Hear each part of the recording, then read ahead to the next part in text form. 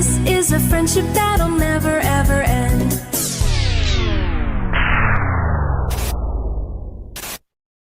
Run!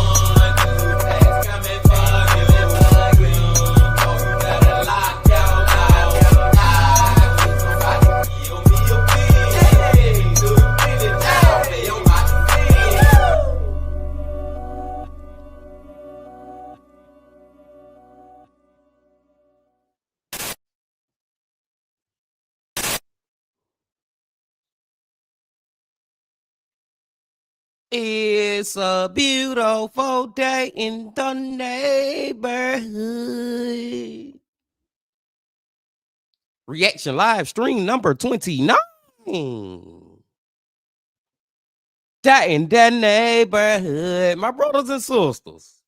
Once again, my friends, we are back on another good Saturday for another live stream. Hope y'all doing excellent out there today. And I'm glad that you came on back to the channel once again. To Elf with the Bean. Now, today, y'all, on this Saturday, and it's pretty much goes for every Saturday over here on our channel, over here on the Bean Team channel, we got some great videos to get into because the Lazy Masquerade, have released a new video this past week, sometime this past week, that I want to check out with y'all. Y'all know we got to check that out. And Nick freaking Crowley has finally released a new video, Bean Team. I think it has been maybe 2-3 months since he last put out a new video. So that's going to be the first one we check out. And then we're going to finish it off how we always, most of the time, finish it off over here on Saturdays by going back to EWU Bodycam, y'all. 2 videos from EWU Bodycam we're going to check out. And the last one, we got to check that one out because the title, the thumbnail, like I just need to know.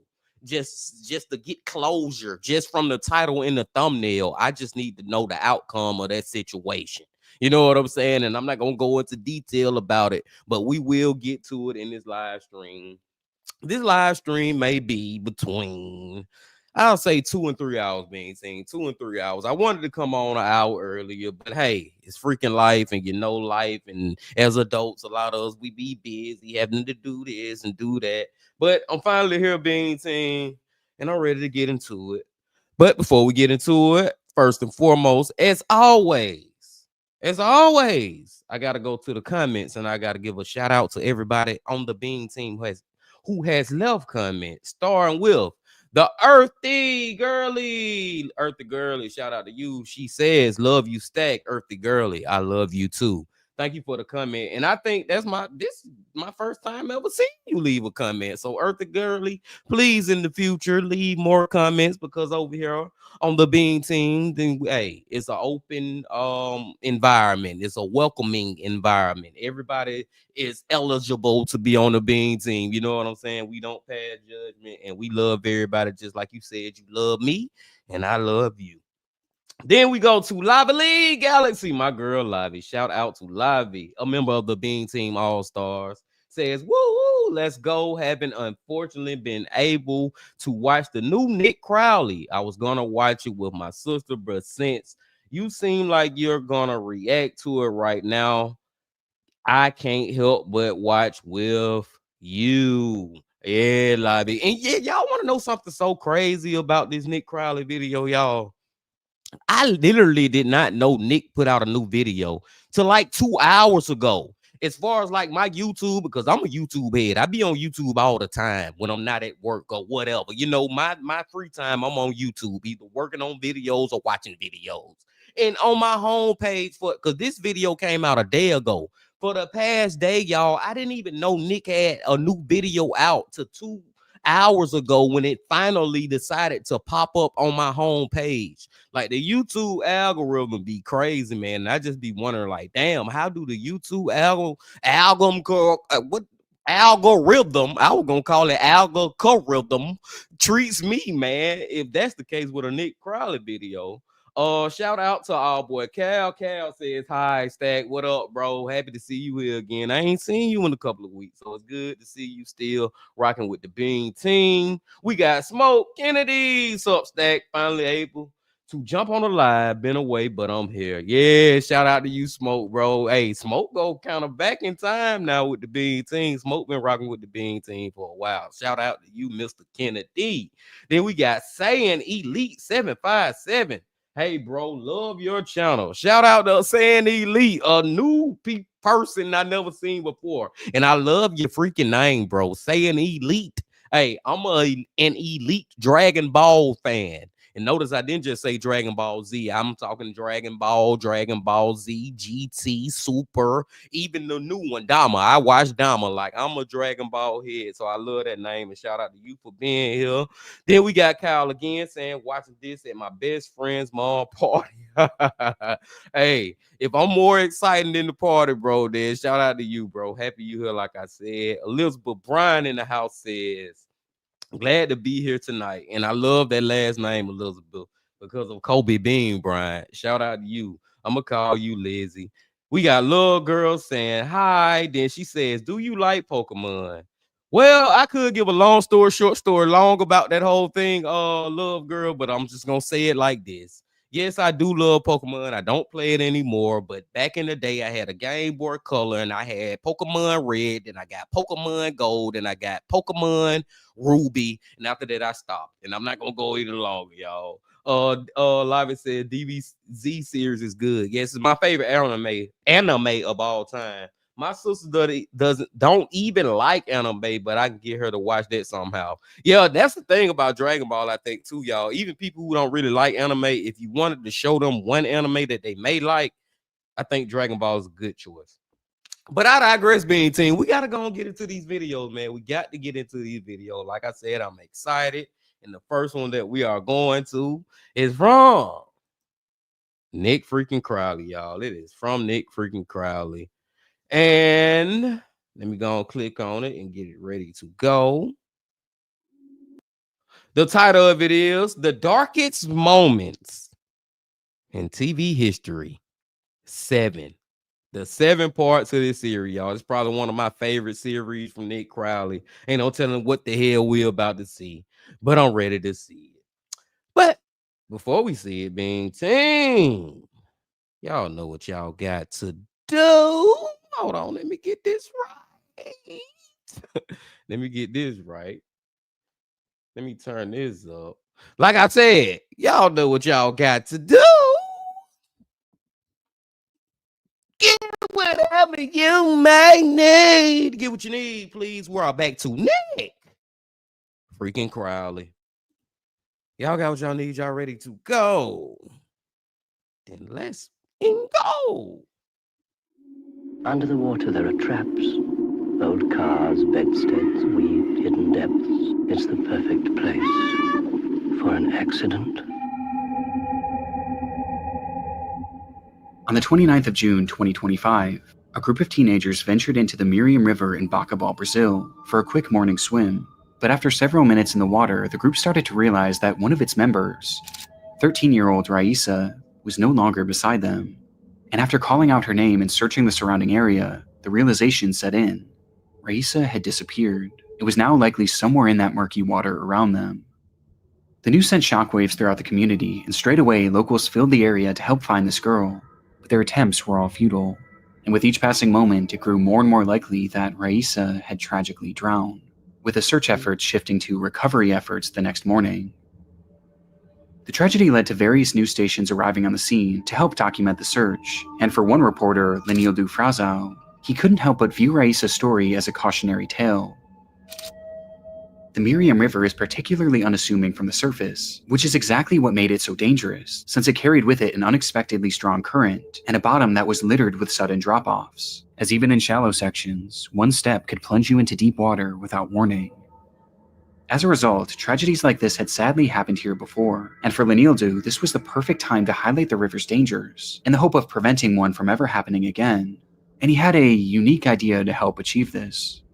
Rather than just explaining how dangerous the river was, Lenildo wanted to demonstrate it. And so he began to take off his shoes and his pants before entering the water with his... No, bro. You going about this completely wrong, bro. I didn't even see this coming. That's how we starting off with the Nick Crowley video, Bean Team. Oh my God, I'm already starting to get tears in my eyes, man. What the hell? Bro, you don't have to demonstrate how dangerous it is by actually getting into it. A girl just died from this ish. You know what I'm saying? And now you gonna get into it. I need to calm down, y'all. We just starting. We are literally just starting. Hey, I want to give a Shout out to Aaron Drew. Aaron Drew just popped in and said, what's going on, Stat? Got a blunt rolled and the live stream on my TV and college football on my laptop. Hey, shout out to you. Hey, I've been watching a lot of college football, man. I'm so disappointed that freaking Colorado lost their first game. They lost their first game, man. And y'all know how that go in college football. They pretty much, there's no more talk more than likely for any playoffs or national champions. Like, we're going to stay away from that because y'all know how I go on a whole nother tangent. Also, Diana says, I'm sorry, but, and I want to give a shout out to Diana because this is her first time leaving the comment. Diana always showing up to the live streams. We also got Livey saying, boy, come on, like, man. Bruh, that's what I'll say, bruh. Like, come on, man. What are you doing? Saying Elite says, I saw this one last night and it's brutal. I ain't seen it yet, saying. And we starting off crazy. Let's keep going. Microphone in his hand. Pois justamente aqui, pessoal. Nós vamos entrar agora na água aqui para mostrar para vocês o local. Olha, a gente já vê que aqui a água é muito forte, ó. E vai descendo, ó. Vixe, Maria, vai descendo aqui, viu? Oh. The camera rolled as he waded into the river, at first going just to the depths of his knees, before the riverbed began to drop beneath him, sending the water all the way up to his chest. Então, pessoal, e ainda tem a correnteza. Aqui já, olha, ó, passinho para frente, a água já está praticamente.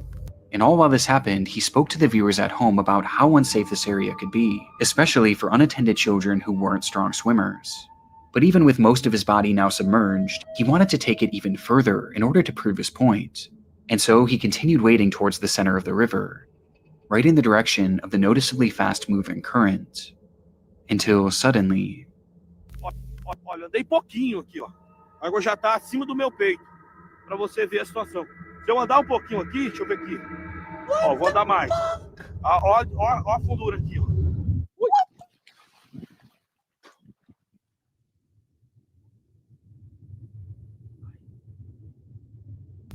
Lenildu physically recoiled and let out a loud yell.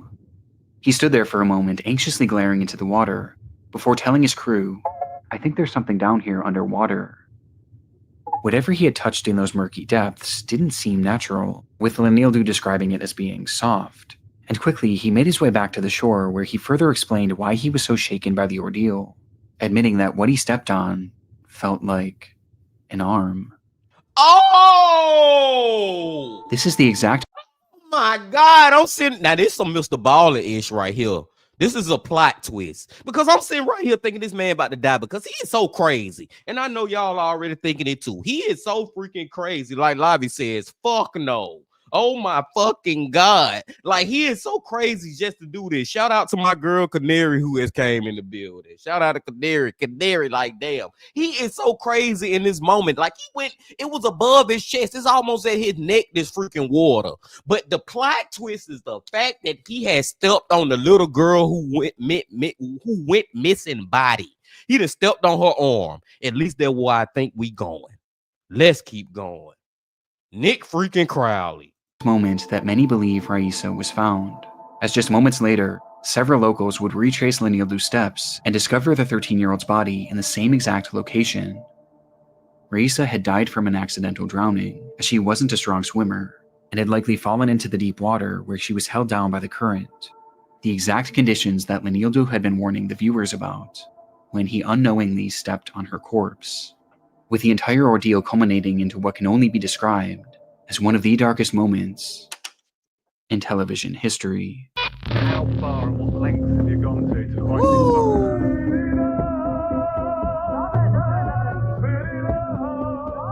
Seems all right, but I'm not a doctor. You know what? Get whatever you may need. Individually, they're just like you and me. But together, they are a source of endless fascination. And we'll conduct a rigorous scientific experiment into twin telepathy. Take care out on the street. Use your head and bend your feet. It was a peculiar sight. As traffic flowed through one of the UK's busiest roadways, the M6, CCTV cameras captured two women walking down the narrow median, with a vehicle speeding past them on either side. These women were Sabina and Ursula Eriksson, 40-year-old identical twin sisters who grew up in Sweden, with Ursula eventually moving to the US and Sabina to Ireland. Just one day before this footage was taken, on May 16, 2008, Ursula had made the long flight to visit Sabina at her home in Dublin. But things got off to a troubling start when Sabina got into a verbal altercation with her husband and the father of her 2 kids, prompting both sisters to leave the house in the middle of the night without telling anyone. The next morning, the sisters emerged in the city of Liverpool, where they visited a police station and reported that Sabina's kids were in danger and were unsafe in her husband's care. Law enforcement briefly looked into the matter, but ultimately they didn't seem all too concerned with the children's well-being, and rather they seemed more troubled by the women themselves. Their behavior was just somewhat off, so much so that shortly after leaving the station, they were kicked off a public bus for exhibiting erratic behavior, which some passengers found threatening. And after the altercation, this erratic behavior continued, as for unknown reasons, the pair began walking towards the M6, and then eventually right onto it, where we see them now. It defied any sort of logic, and put them in an extremely dangerous position, a position where one wrong move could lead to a horrific accident. And sure enough, that's exactly what would happen, though it was anything but accidental. Without warning, both women turned and then ran directly into the road, and for Sabina, directly into a car traveling in the fast lane. Immediately, local police were— Why? That's the only question I got for this one is why? Why did they decide to freaking do this? What the freak, man? This one is such a Mr. Ballin story. I agree, Canary. Hey, Love Girl said this might be a Mr. Ballin story. Hey, I think so too. Like, I can't remember, but dude, like, why? Why would they just do this? were inundated with urgent calls about the ordeal, leading to a group of officers being dispatched to the scene. And coincidentally, the same group just so happened to have a camera crew following them as part of the show Motorway Cops. The show follows traffic officers as they handle their many daily encounters, ranging from mundane traffic infractions all the way to devastating tragedies. And this segment seemed destined for the latter. Lane 3 is obviously the fastest lane of the motorway. Anyone being hit, you're expecting serious injury, if not life-threatening. Despite the officers fearing the worst, however, when they arrived on the scene, they were met with a surprising sight. Standing there before them was Ursula and Sabina, who, despite being struck by a car at high speeds, appeared completely unharmed. In fact, both sisters were entirely calm, as they were shown casually speaking amongst themselves as if nothing ever happened. It was a miracle, and as the officers began trying to piece together the cause of this whole ordeal, everyone at the scene began to breathe a collective sigh of relief. There was no way that any of them could have known that their roles had just been cast in one of the most disturbing television scenes of all time. Right, what we've got is they were in the central res. They were trying to cross the Bravo, so as we approached, they hadn't seen us, mother. The red ones got knocked down by the red car over there. I've got an ambulance en route for her. Right. She seems all right, but I'm not a doctor. She has been knocked down. Is she the one that speaks English or the other one? Yes. Right. The other one, she's got... What the heck? Without a single word being spoken, Ursula dashed into the middle of oncoming traffic and directly into the path of a massive truck traveling at over 60 miles per hour.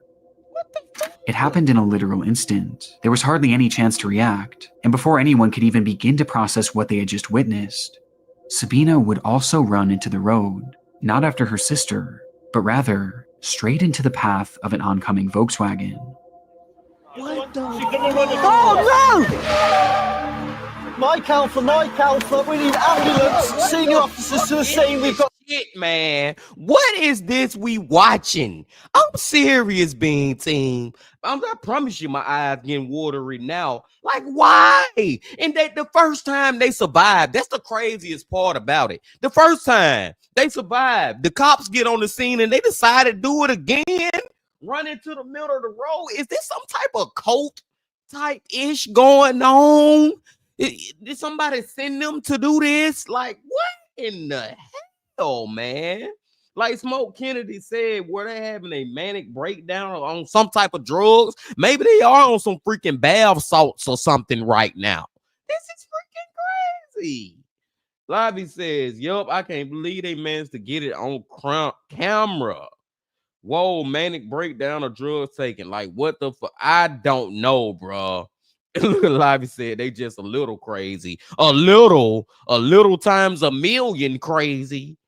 Shout out to Just Say back in the building. Got Just Say back in the building. Shout out to you, another member of the Bean Team All-Star. Just Say, if you just getting here, hey, we just started, but we starting with the craziness, man, because Nick Crowley has released a new video, and so far it has been a whole bunch of what the is going on type of moments.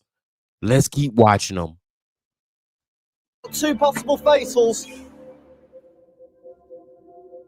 Within just seconds, this completely calm scene had turned to utter chaos, and both women were now lying on the pavement. Miraculously, they both were still alive. Sabina was stable but knocked unconscious, while Ursula was in rough shape.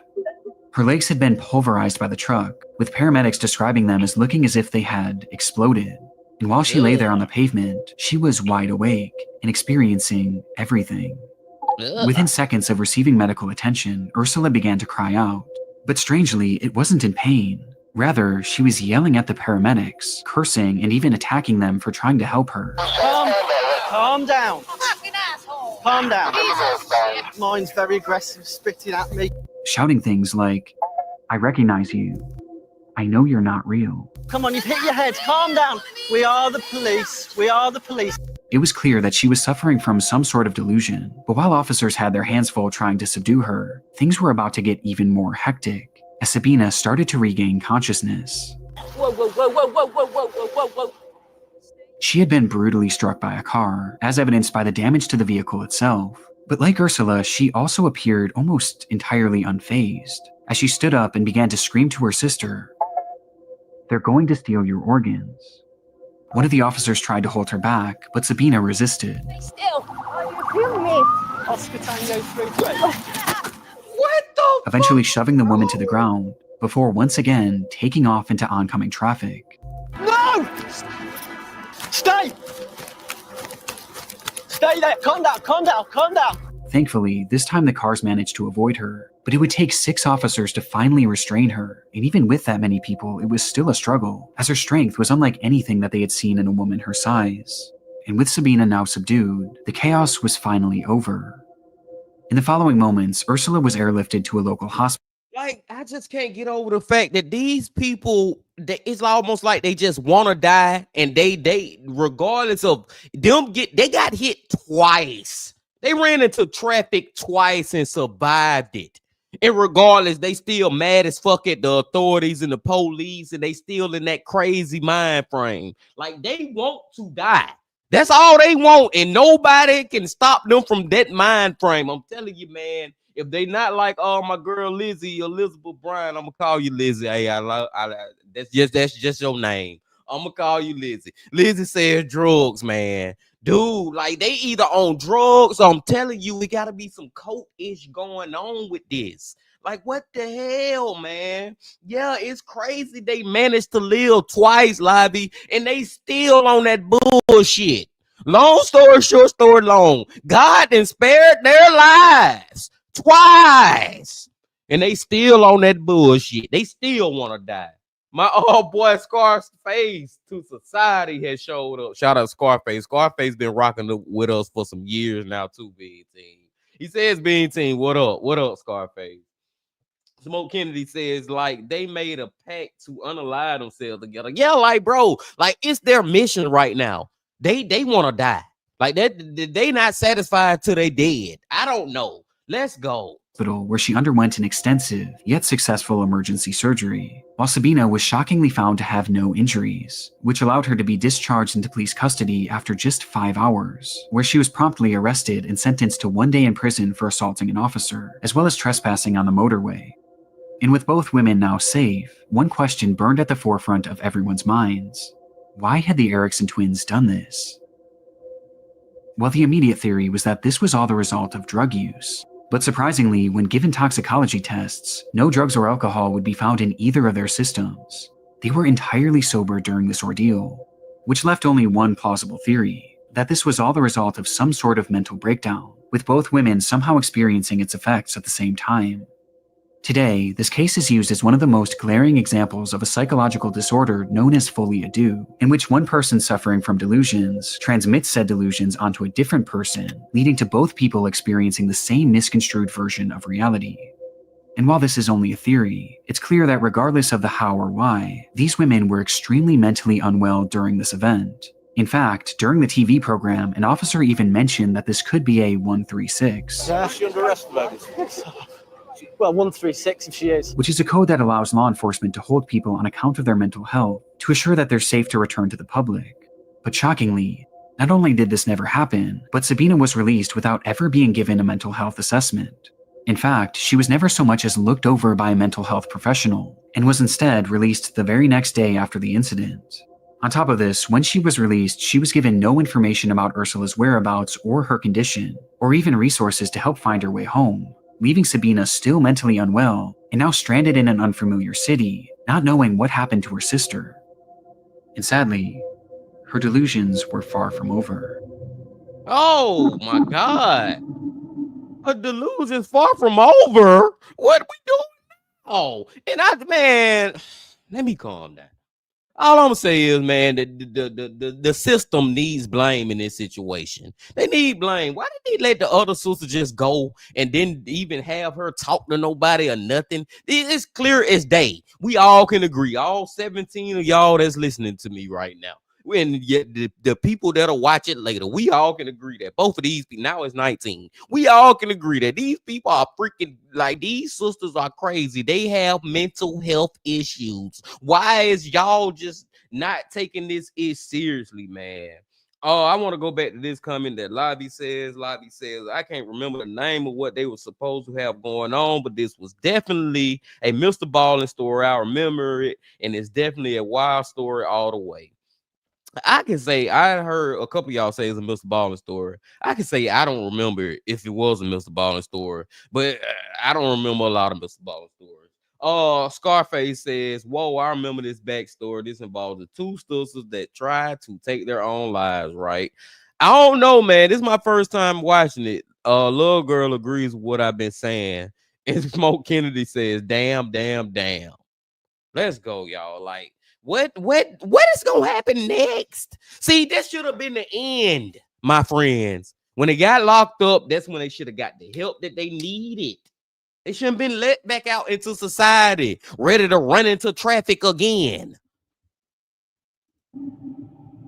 As she left the police station on the 19th of May, Sabina had nowhere to go, and so she began to wander, carrying her belongings in the same evidence bag that the police had given her earlier that day.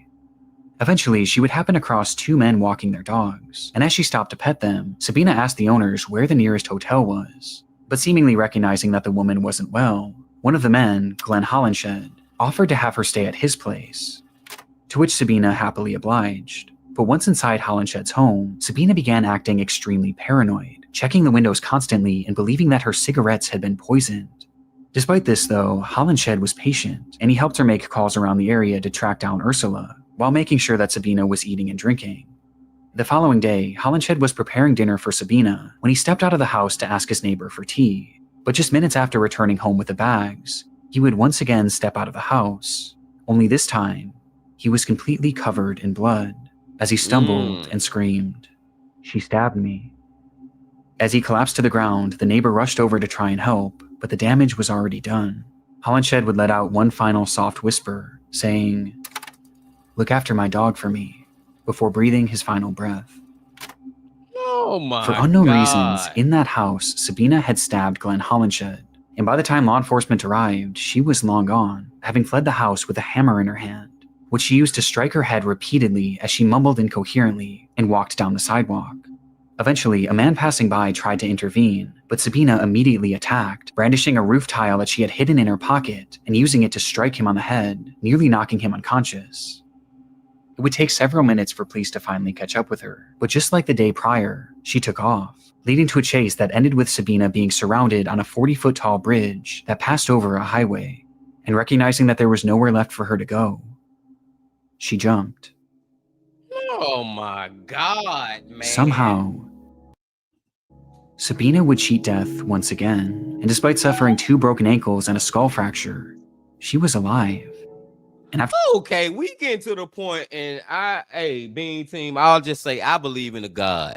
I don't know if y'all believe in God, and if you don't, shout out to you. I'm not trying to make you believe in God, but we get to a point where God is telling this lady, like, no, it's not your time to go. Like, this lady done tried so many ways to freaking die. She done jumped off a freaking bridge, and she's still alive, y'all. Like, what the hell? And I gotta go back. Let's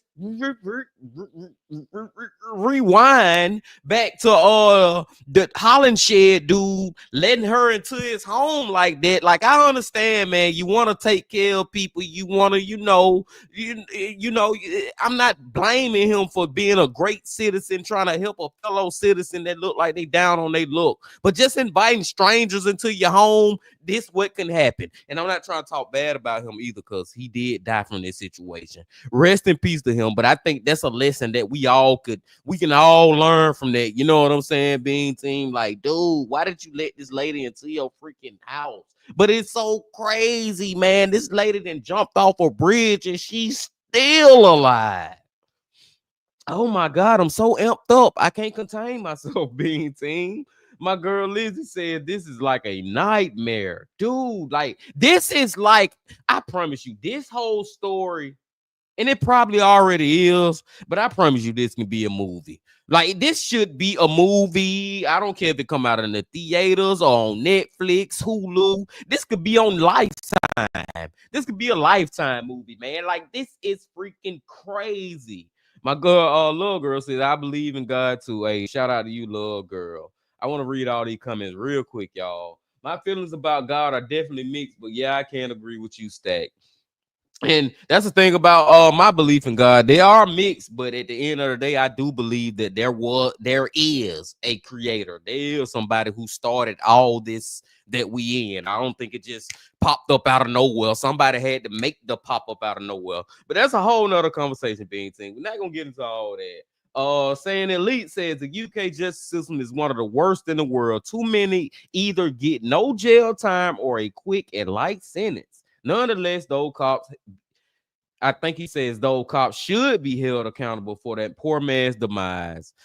That's a great point. Saying that's a great point, dude. Like, none of that would have happened if y'all would have kept her locked up in the crazy house like she should have been. You know what I'm like, dude? I'm just saying. My boy, just say nonchalant says it's hard to believe she'll go back to normal. Like, they didn't even give her no chance to go back to normal. She was crazy when she got locked up, and y'all let her back out crazy.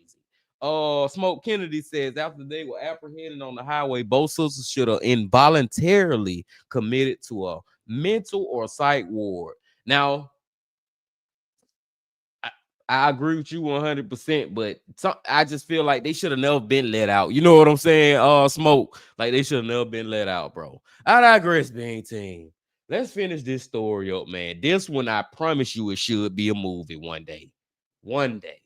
After a lengthy recovery, she was put on trial for the murder of Glenn Hollinshed, where she would never give a single comment as to why she did what she did, leaving her motive a total mystery to this day. Though it seems clear that it was at least partially a result of her delusions, with the defense pointing to folie à deux as a potential explanation.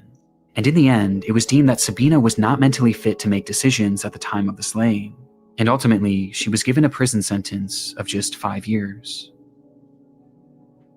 This is truly one of the most disturbing TV cases of all time, and for as shocking as it is on its own, what I find most chilling is the fact that these officers mentioned holding her for a psychiatric evaluation, which ultimately never happened. She under arrest at the moment? Well, 136 if she is. It was a massive oversight. In fact, it was so glaring that the police department allegedly contacted the show and asked them to remove this entire section.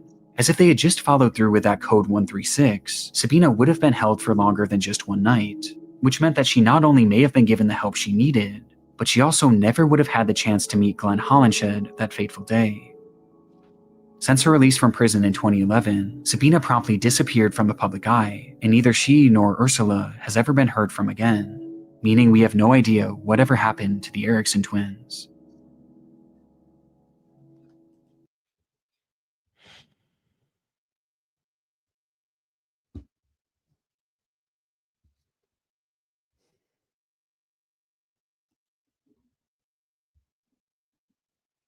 Love girl said it. Love girl said it. 5 fucking years. That's all she get. 5 years now. She back on the street, allowed to go back to her craziness. That's what we doing. I'm trying not to go off. Y'all see, I'm trying to hold it in.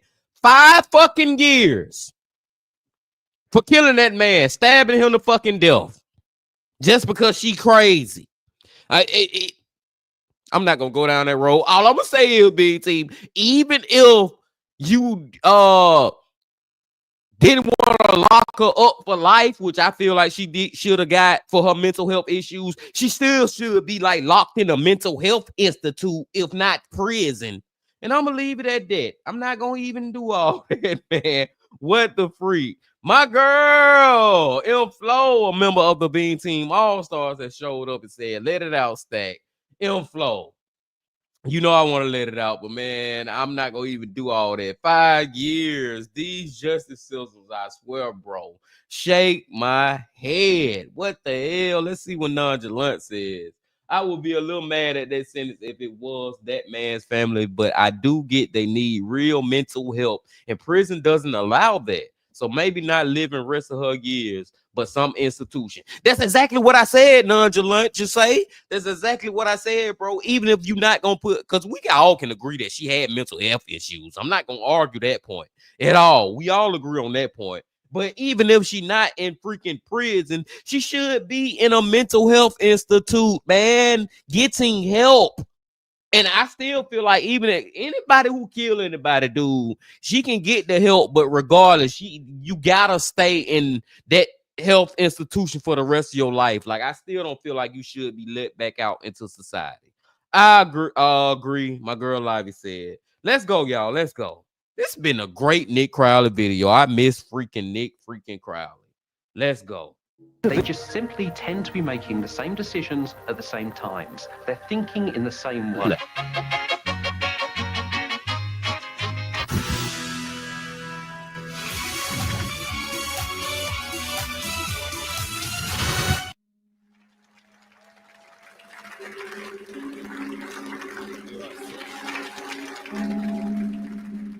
It's December 2021. A couple receives a warm welcome as they walk onto the stage, ready to compete in the Croatian television show Super Talent, the country's version of America's Got Talent. But it's clear this excitement from the crowd wasn't shared by the show's host, who turned to someone standing behind the camera and flashed the unmistakable look of concern. In the minutes prior, the audience at home was introduced to the pair, 34-year-old singer Roman Bernata and his wife, 44-year-old violinist Bianca Kolompar, along with their child, who would be watching on as the two shared their musical talents with the world. In their day-to-day lives, Roman was a professional goalkeeper for a local soccer team, while Bianca was a professional violinist with a doctorate in music. And while on paper this all seems fairly normal, it was immediately clear to those watching that this couple was anything but.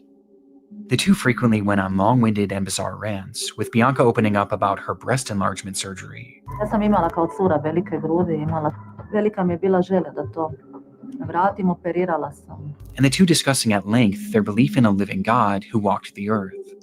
Ali ja osjetim, stvarno imam taj kontakt sa živim Bogom i mislim da je Bog svugdje oko nas, da je Bog osoba, energija, znači istovremeno, da. But it was their performance itself that proved to be the strangest part of their time on the show. Pozdrav svima. Dobro večer. Vi se mene ne sjećate, jel da? Ja. Ne. Hold on, time out before, because I don't know this story. I don't know where we going, but I'm gonna throw out a Mr. Ballin theory. Y'all know when I say Mr. Ballin theory, that means I'm thinking crazy as hell. What if we see a live murder on TV? What if their whole act is somebody murdering somebody? Whether it's the husband who gonna murder the wife, or the wife gonna murder the husband, I don't know. I'm not gonna even look at the chat because I don't want y'all to spoil it for me. Let's go. Prije puno godina. Aha, ja se sjećam kad sam snimala škola, jel ide Hardo, ide. Ja se ispričavam, ali stvarno moram vas to pitati. Roman's introduction was fairly uncomfortable, as he made mention of a time that he had met one of the judges years before, who clearly had no recollection of the encounter, which seemed plot twist. Plot twist. Let's add another what if. What if this man about to murder the damn judge who he got a crazy crush, stalkerish, fantasizing thingy with? Let's go. To frustrate him, as his demeanor quickly became hostile. Ko je vaš talent? S čim ste se došli Ja predstaviti? nemam nikakav talent. Pa šta ste onda došli? Rad. Ali potpuno nebitno, emisija se zove Super talent, Ja vas kolegica... dečki volim, nemojte mi zamjeriti. Alo, polako, mislim da ipak ćemo mi ovdje voditi riječ. Može, pa. Leading to Roman receiving his first text before he even sang a single note. Ko je kolegica pitala koji je vaš talent, a naša emisija se zove Super talent, a vi tvrdite da nemate talent, onda vas ja pitam pošto ste došli. Rad. Okej, hvala, može. It was a rough start for the couple, and by the time they did get to perform, things only got worse. And now, the end is near, and so I face the final curtain. I could show, and Šta da radim?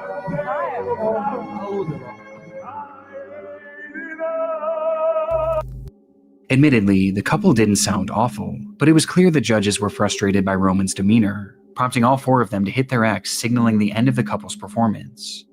Or at least they thought.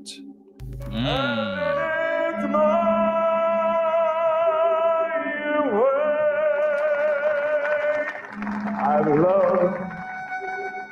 loved and cried. As the two just kept on performing, playing over the sounds of the judges shouting their name and the deafening silence from the crowd. With the two going until a producer finally had to step in from behind the camera and officially cut them off.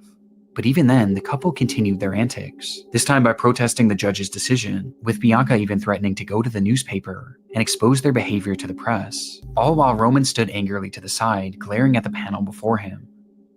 And with that, Roman and Bianca's time on Super Talent was over, and they not only walked away without receiving the grand prize, but they also left with shattered reputations, as this segment became notorious among fans of Super Talent, with the couple being considered one of the most unusual acts to ever feature on the show. But despite its virality, this performance isn't what Roman is most widely remembered for today.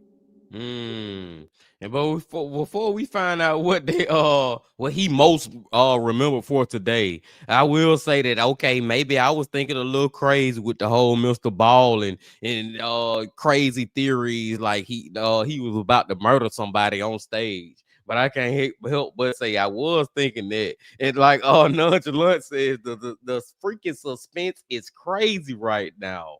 More than a few screws loose, though. Lizzie says something is about to pop off. Yes, Lizzie, like what the freak? Where are we going? And I agree with this too, saying he's a good singer. I give him that. And even Nick said it. He was like, their performance wasn't really that awful. We have heard a lot worse, but it's just the whole way they started it, his whole demeanor. Them judges weren't rocking with them, and I don't blame them from not rocking with them. But where we going now? Let's find out. On February 6th, 2022, residents in Rijeka, Croatia were met with the sight of a fully nude man wandering the city streets. It was Roman Bernata, and while most stared on in amusement, laughing to themselves and snapping photos, what they were witnessing was actually one of the most disturbing events the city had ever seen. After his disastrous performance just 1 year prior, Roman continued to pursue a career in singing, taking every opportunity he could to share his music with the world, often joining Bianca on her YouTube channel, and singing on the streets for tips, where he actually made a decent amount of money, though because of his notorious television moment, he would often be harassed and even have the money he earned stolen from him.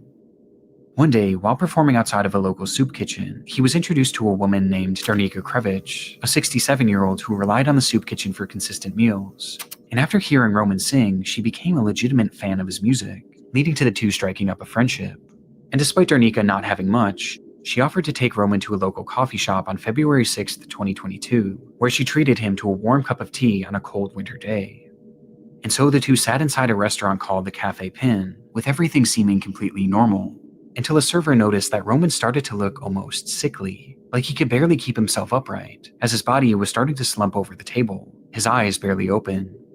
The server rushed over to help, but Roman recoiled and shouted, "Just try calling the police on me." And so, not wanting to escalate things, the server left, only returning later to drop off their check, which is when Roman's behavior took an even more drastic turn. He began feeling around his pants pocket for his wallet, before looking desperately around the table, but there was no sign of it. And so he grabbed Darnika's bag and rifled through it, before yelling, "You snake, you whore, where's my wallet?" Though when he still couldn't find it in Darnika's bag, his anger turned to violence as he stood up and rushed Darnika, grabbing her by the head and shaking her, screaming in her face, accusing her of being a thief. This time, multiple people inside the cafe rushed over to hold him back, but Roman was too strong, too angry, and with seemingly no effort at all, he pushed everyone away, completely unfazed by their attempts. In that moment, no one could have stopped Roman. Darnika was entirely helpless, and so the crowd inside the cafe watched as Roman grabbed her by the neck and dragged her behind the bar, and then proceeded to kick, then stomp, and then jump directly on her over and over again, each time landing on her head. It was a rage so demented that he actually began to smile a wide manic grin as he jumped and chanted, "Whore, witch, die."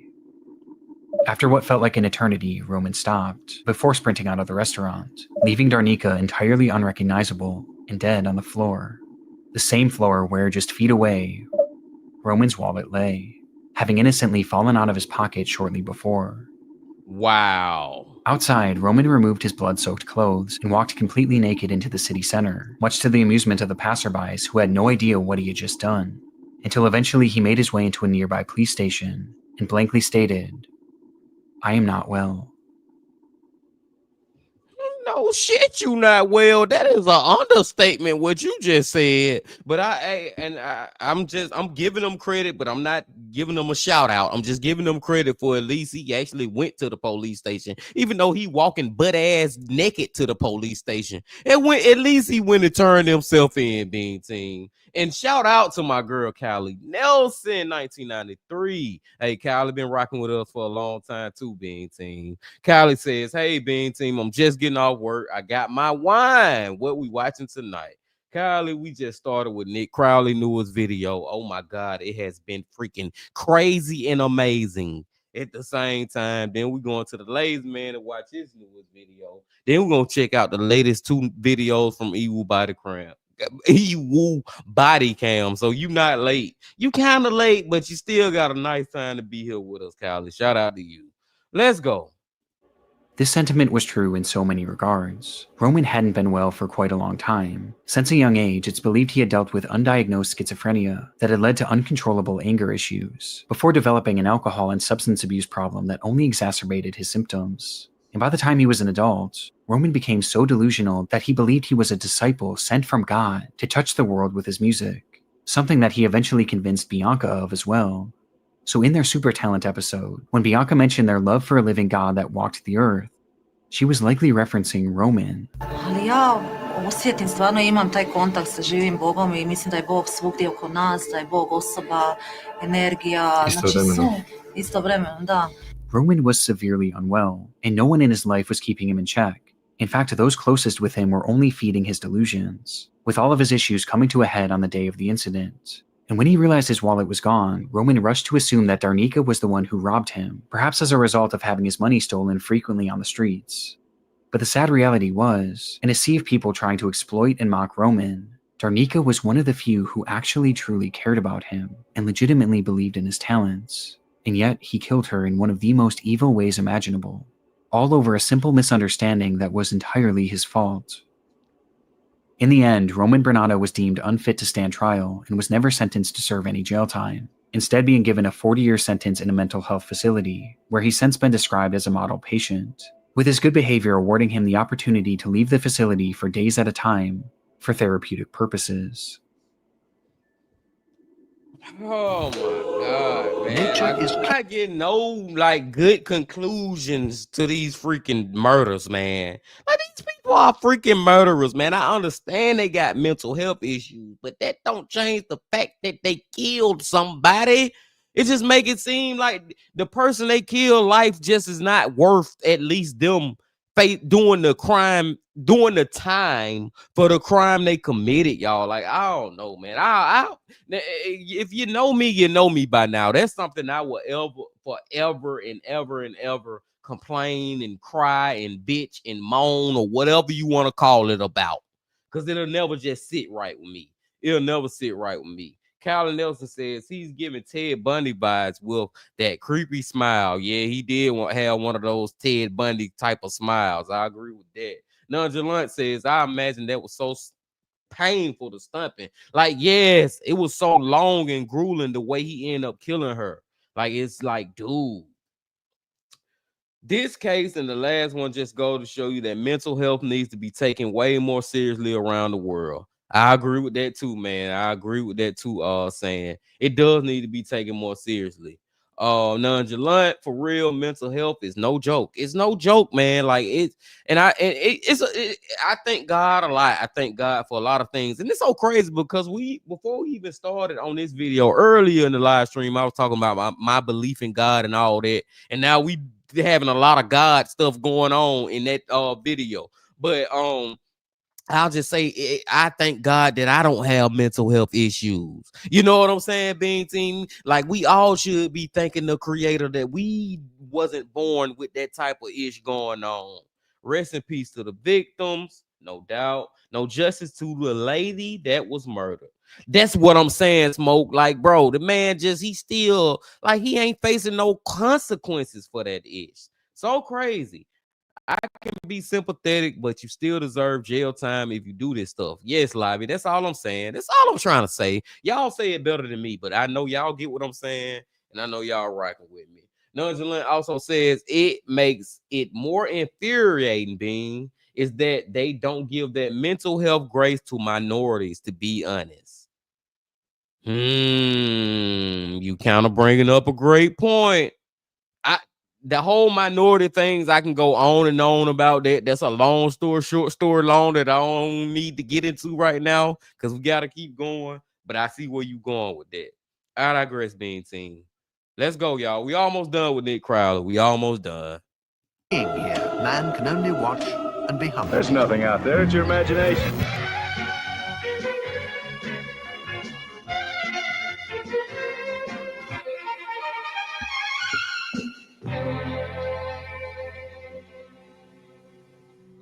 It was the start of yet another adventure for the crew of the television show Gardener's World.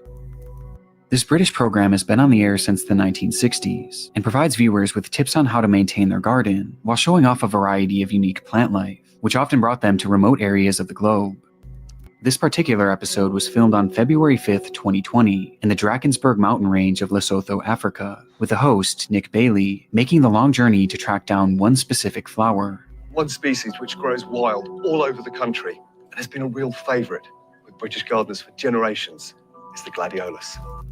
This delicate flower would have been familiar with many of the show's viewers, as it was quite popular in the UK, but in this region, there existed a unique species that had only been seen a handful of times in the last century, since it only grew in one particular valley in this one particular mountain range. Its scientific name is the Gladiolus microcarpus, and there were two people who knew it better than anyone else. Rod and Rachel Saunders were well-renowned botanists who studied the world of South African flowers in depth, with their favorite being the gladioli, as they would spend days and even months on end roaming areas just like this to learn everything they could about them, making them the perfect duo to help with the show. Why gladioli? There's so many different plant species in South Africa you could have picked. I think they're beauty. Some of them are so exquisitely beautiful, you actually just want to sit down and cry when you see them. But even with their vast knowledge of this region, there was always an element of danger when traversing it. Its climate is often volatile, and conditions are known to turn on a dime, making safely navigating this area extremely difficult to downright impossible. This was apparent even on the day of filming as a dense fog had rolled in, and given the steep and rocky landscape, one wrong step could spell disaster. This didn't stop the crew from carrying onward though, as Rod and Rachel were relentless in their pursuit. They would do anything to find these flowers, And sure enough, the segment ended as they did exactly that. We've come about 4 times looking for this plant, and this is the best I've ever seen it. It is looking absolutely gorgeous. With that, Rod and Rachel's time on Gardener's World was over, but their journey through this area certainly wasn't. As the cameras cut, the crew made their way back to their makeshift base camp miles away, where they said their goodbyes, with Nick Bailey capturing a photo with a beloved couple and sharing it onto Twitter before parting ways, leaving the couple behind. As rather than returning to their home in Cape Town, this was actually just the start of what would be a multi-month expedition into this region, with the Ngoi Forest Reserve being their final destination. Along with being botanists, the couple were also avid seed collectors, and had started a business which shipped the seeds they had found to other plant lovers around the world. And while here, they made it their mission to find some of these ultra-rare gladioli seeds. And sure enough, on February 8th, 2020, Rod and Rachel sent a text to one of their employees at the seed mailing business, which contained a photo of the exact flower they were looking for. But despite this text seeming like a sign of more good things to come, the reality was far more bleak, as this text would ultimately be the last the couple would ever send.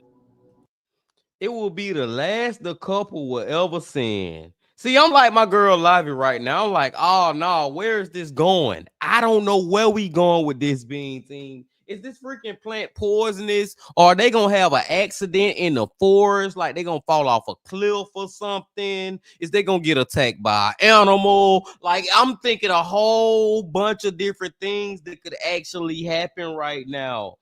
Saying Alita already knows. He said this one is an emotional roller coaster. Canary, like, oh, this case. I don't know what this case is.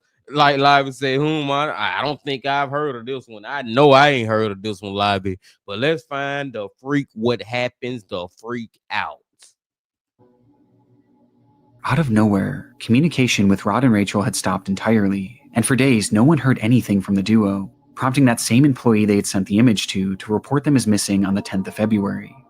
It was a devastating turn of events, but one that was always a possibility. Poor weather, a wrong turn, an injury, anything could have derailed their expedition, as again, this area was notoriously dangerous, with it seeming all but certain that they had fallen victim to the unpredictable fury of Mother Nature, though this belief would quickly shift, thanks to the discovery of the couple's car.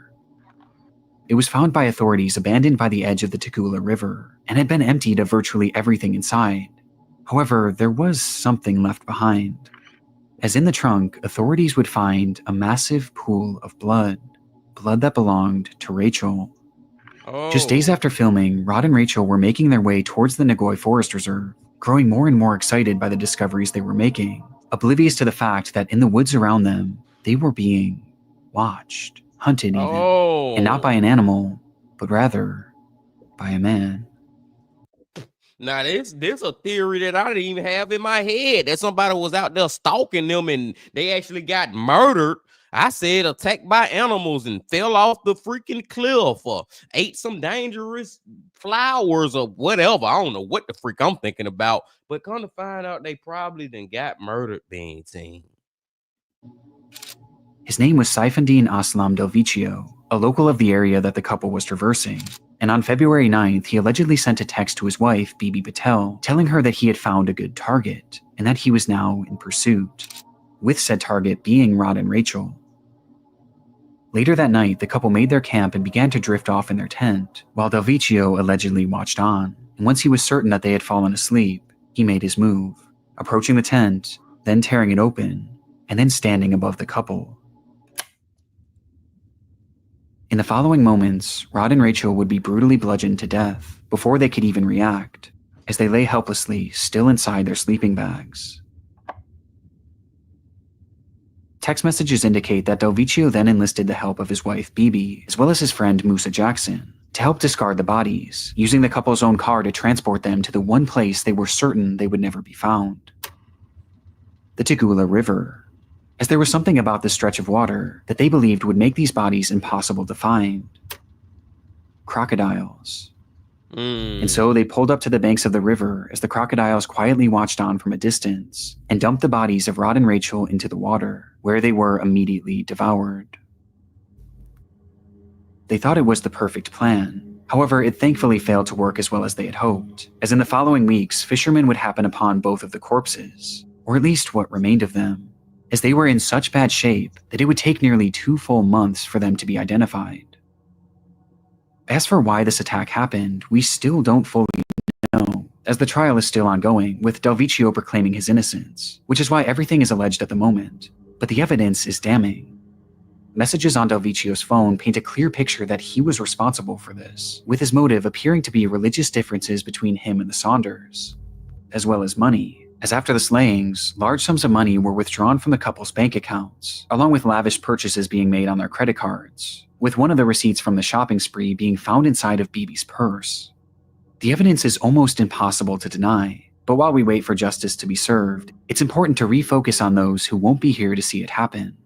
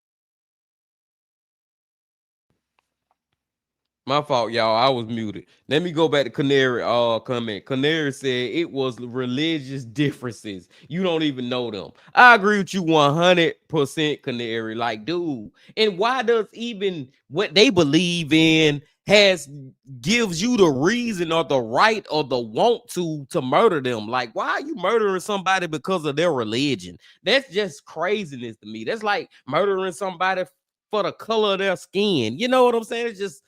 It just shows you, man, and stuff like that would never freaking end, y'all. Stuff like that would never freaking end. And I gotta agree with go back to what Sam Elite says. You have to be a disgusting monster to do and act like that. Shake my motherfucking head. Let's go. Rod and Rachel truly did nothing wrong. They were two incredibly wholesome people who were just trying to find and connect with the flower that they loved so dearly. And while their interview days before their death is an undeniably dark television moment, it also serves as an incredible tribute, as one of the last things they ever did in their lives was share their love and passion for gladioli with the world, the flower that they ultimately gave their lives to find.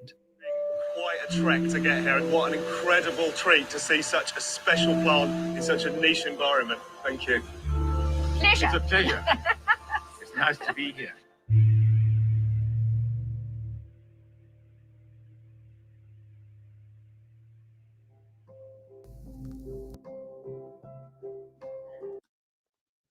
That was wild, y'all. That was freaking wild. Like that.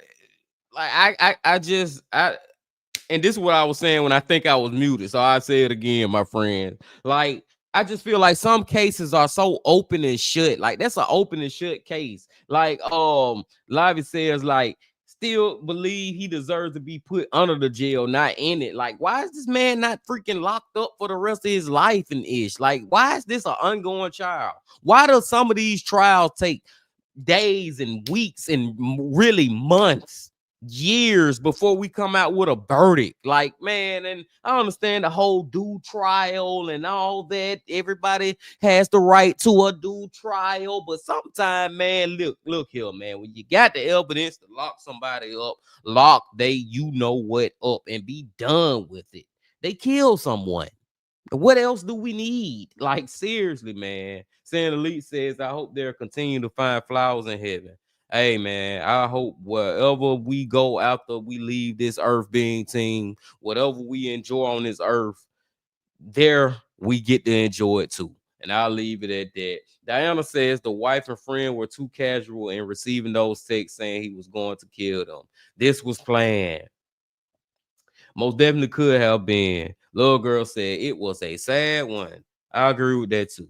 But I digress, being team. Let me make sure I leave a like button on this video from Nick Crowley. Another great video from Nick Crowley. And now we're about to go to the lazy man, Masquerade. Under the water. And the title of the video is 3 Real Life Instagram Horrors That Disturb Me. The lazy man has some crazy ish too, being seen. We ain't heard from the lazy man in probably like a month now. So I'm pretty sure this is gonna be another great one. But before we get into it, y'all, hold up. Let me make sure everything all loaded and good. Let me bag it back. And I will be right back.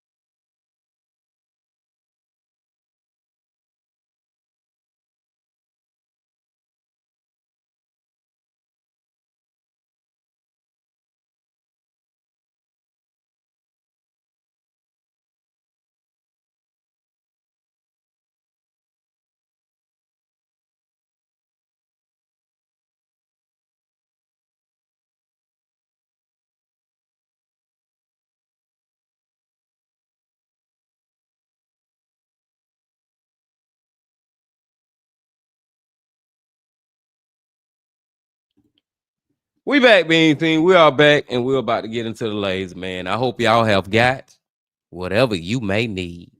Let's go.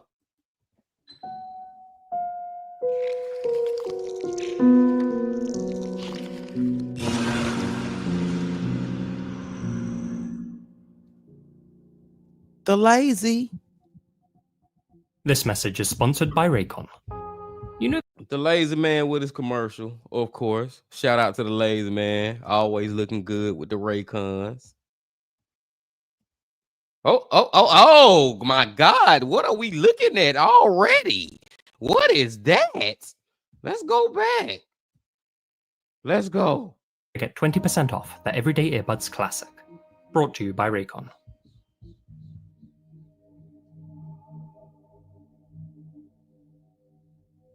If you ventured into the deep recesses of Instagram in 2017, you may well have encountered this haunting face.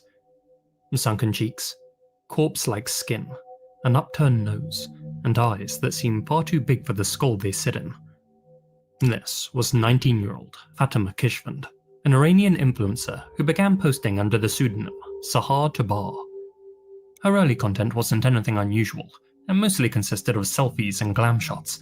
But slowly, something changed. The young woman seemingly became obsessed with extreme body modifications. With each new set of photos, her face became more angular, more uncanny, and by the end of the year, she looked more like a Tim Burton character than a real person. And that was completely by design. Fatima had a strong desire to look like her fashion icon, the corpse bride, and had undergone numerous cosmetic surgeries to achieve these results. Now, you may be thinking, oh my God, man. Listen, I'm not gonna pass judgment on anybody, and I'm one of those people, and I have said this for years now. I have thought this way since pretty much in my early 20s. Like, nobody is ugly, and I'm not trying to be funny right now, Bean Team. I just want y'all to hear me out. I'm seriously. I don't think nobody is ugly. I don't think God created anybody like, I'm gonna make you ugly, but I'm gonna make you pretty. But with all that being said, all I'm saying is, in my opinion, just what I like and through my eyes, this was a beautiful young lady at one time. And for some reason, she decided to turn into this. Now, if that look good to you, that look good to you. I'm not passing no judgment, man. I'm just saying. I'm just freaking saying, man. Lobby says, oh God. My girl Lizzie says, this is crazy. Why would she go from that beautiful? Let's go. The horror of this entry has to do with Fatima's transformation, but the reality is that her whole appearance was a facade. As she would later admit, she had used makeup, filters, and Photoshop to alter her face. For Fatima, Sahar Tabar was nothing more than a character, a creative outlet to experiment, express herself, and build a fanbase. And it worked. At its peak, her account had amassed an impressive 486,000 followers. Tabloids began running stories about her, stating that she had had over 50 surgeries. Western media dubbed her the zombie Angelina Jolie, a name that captured people's imaginations and drew more traffic to her page. Her posts were flooded with comments, accusations, and morbid fascination. For many, she was yet another internet curiosity. For others, a nightmare come to life. But for the government, she was a problem. Unfortunately for Fatima, Iran's online sphere is tightly controlled. At the time, Instagram was the only social media platform still operating, the last digital bastion where people could express themselves with relative freedom. But the last thing the government wanted was for its people, especially its young women, to be doing that.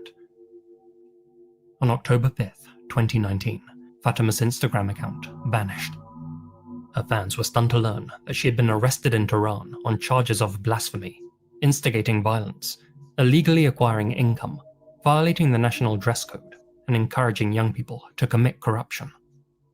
A judiciary official even told the Tasnim news agency that her vulgarity and promotion of abnormality are a threat to public morals. 3 days later, Instagrammers Sarah Afsharian, Sarah Shariat Madari, and Nilufar Modier were arrested.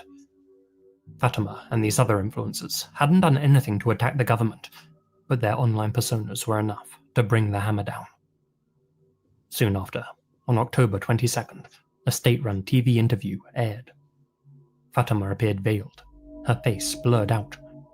The presenters introduced her as a zombie, suffering from a, quote, abnormal personality and mental state. They pointed out that her parents were divorced, implying that broken families make broken children. Clearly under duress, Fatima recited a confession, explaining how social media had ruined her life and how she regretted chasing fame. At the time, the televised shaming of Instagrammers had become a common occurrence in Iran, and many believed that the government was using it to lay the groundwork for a complete social media blackout. In December 2020, Fatima was sentenced to 10 years in prison. While behind bars, she contracted COVID and came very close to losing her life. Her lawyers begged for a temporary release so that she could get proper medical care, but their words fell on deaf ears. No, time out, man. Time out. Like I'm trying to listen, I'm trying to make sense of the madness, the craziness that we listening to, BT. But I said what I said about her. You, like I said, looks and how you view somebody, that's all opinionated. But where did this lady break the law till she should be going to prison? And come to find out, a lot of that stuff was really her just using a lot of makeup and stuff. She really didn't change her face to be looking like that. But that's beside the fact. Where did she break the law at? Like, why is she in prison for 10 years for this? I'm freaking like this. Oh, man. Like, hold on, like, dude, she people are free to do, and that's one thing I never freaking fought or said or anything. People are free to do what the freak they want to do, long as they ain't harming nobody else. It's her body. Why are you arresting her for doing what she want to do to her body? This flipped on his head crazily, Bean Team. It really flipped on his head, man. The Canary said, bro was just a talented makeup artist. Like, she was talented to the highest degree. Well, a lot of that ish do look real. But that's a little messed up. Like, come on, Lively. Like, what are they doing? Diana says, this is way too much. The last that the last people got less for murder. Thank you, Diana, my girl Diana, because I thought about it earlier and you just made me think about it again. Now I gotta speak on it.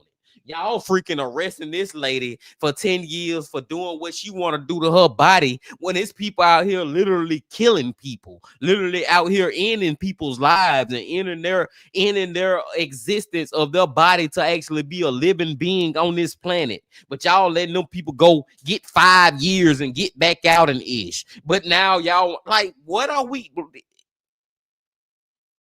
What is life, man?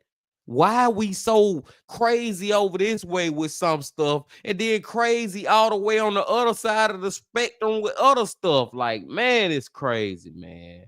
Now, this is mental illness. And it may be all this, but I will say this. She is smart because I do feel like a reason she was doing this to help her social media platform blow up. And the way she was doing it, it really did help it blow up.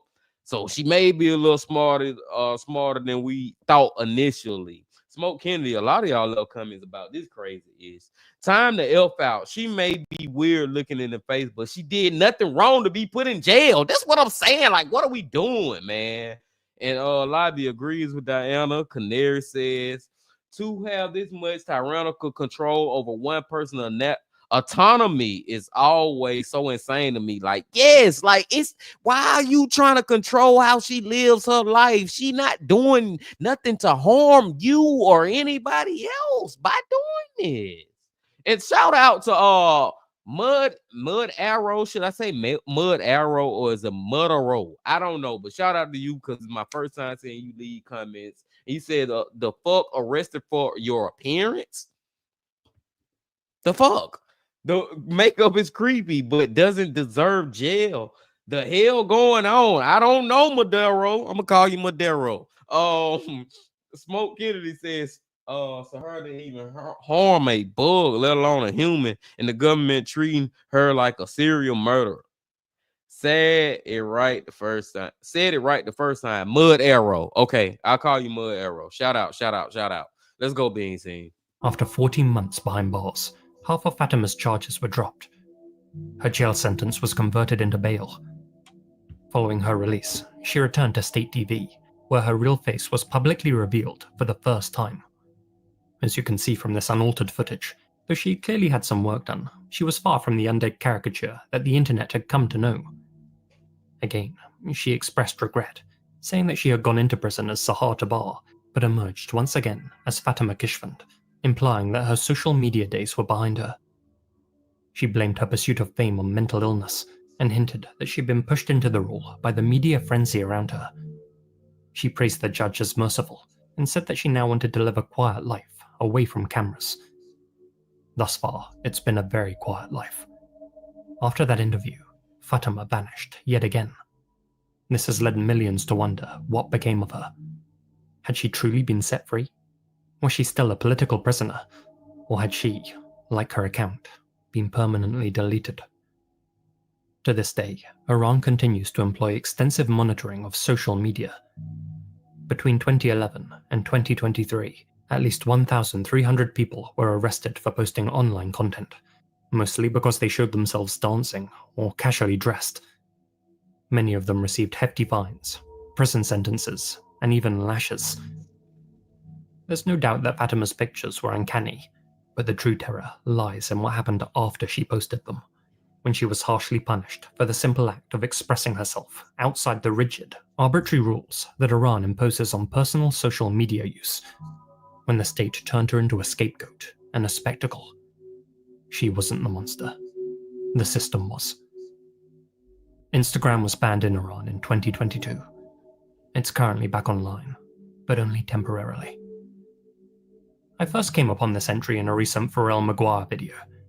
He covers dark internet topics from around the globe. They're all really well researched, and he has a unique presenting style and a really calming voice, which I think suits this type of content perfectly.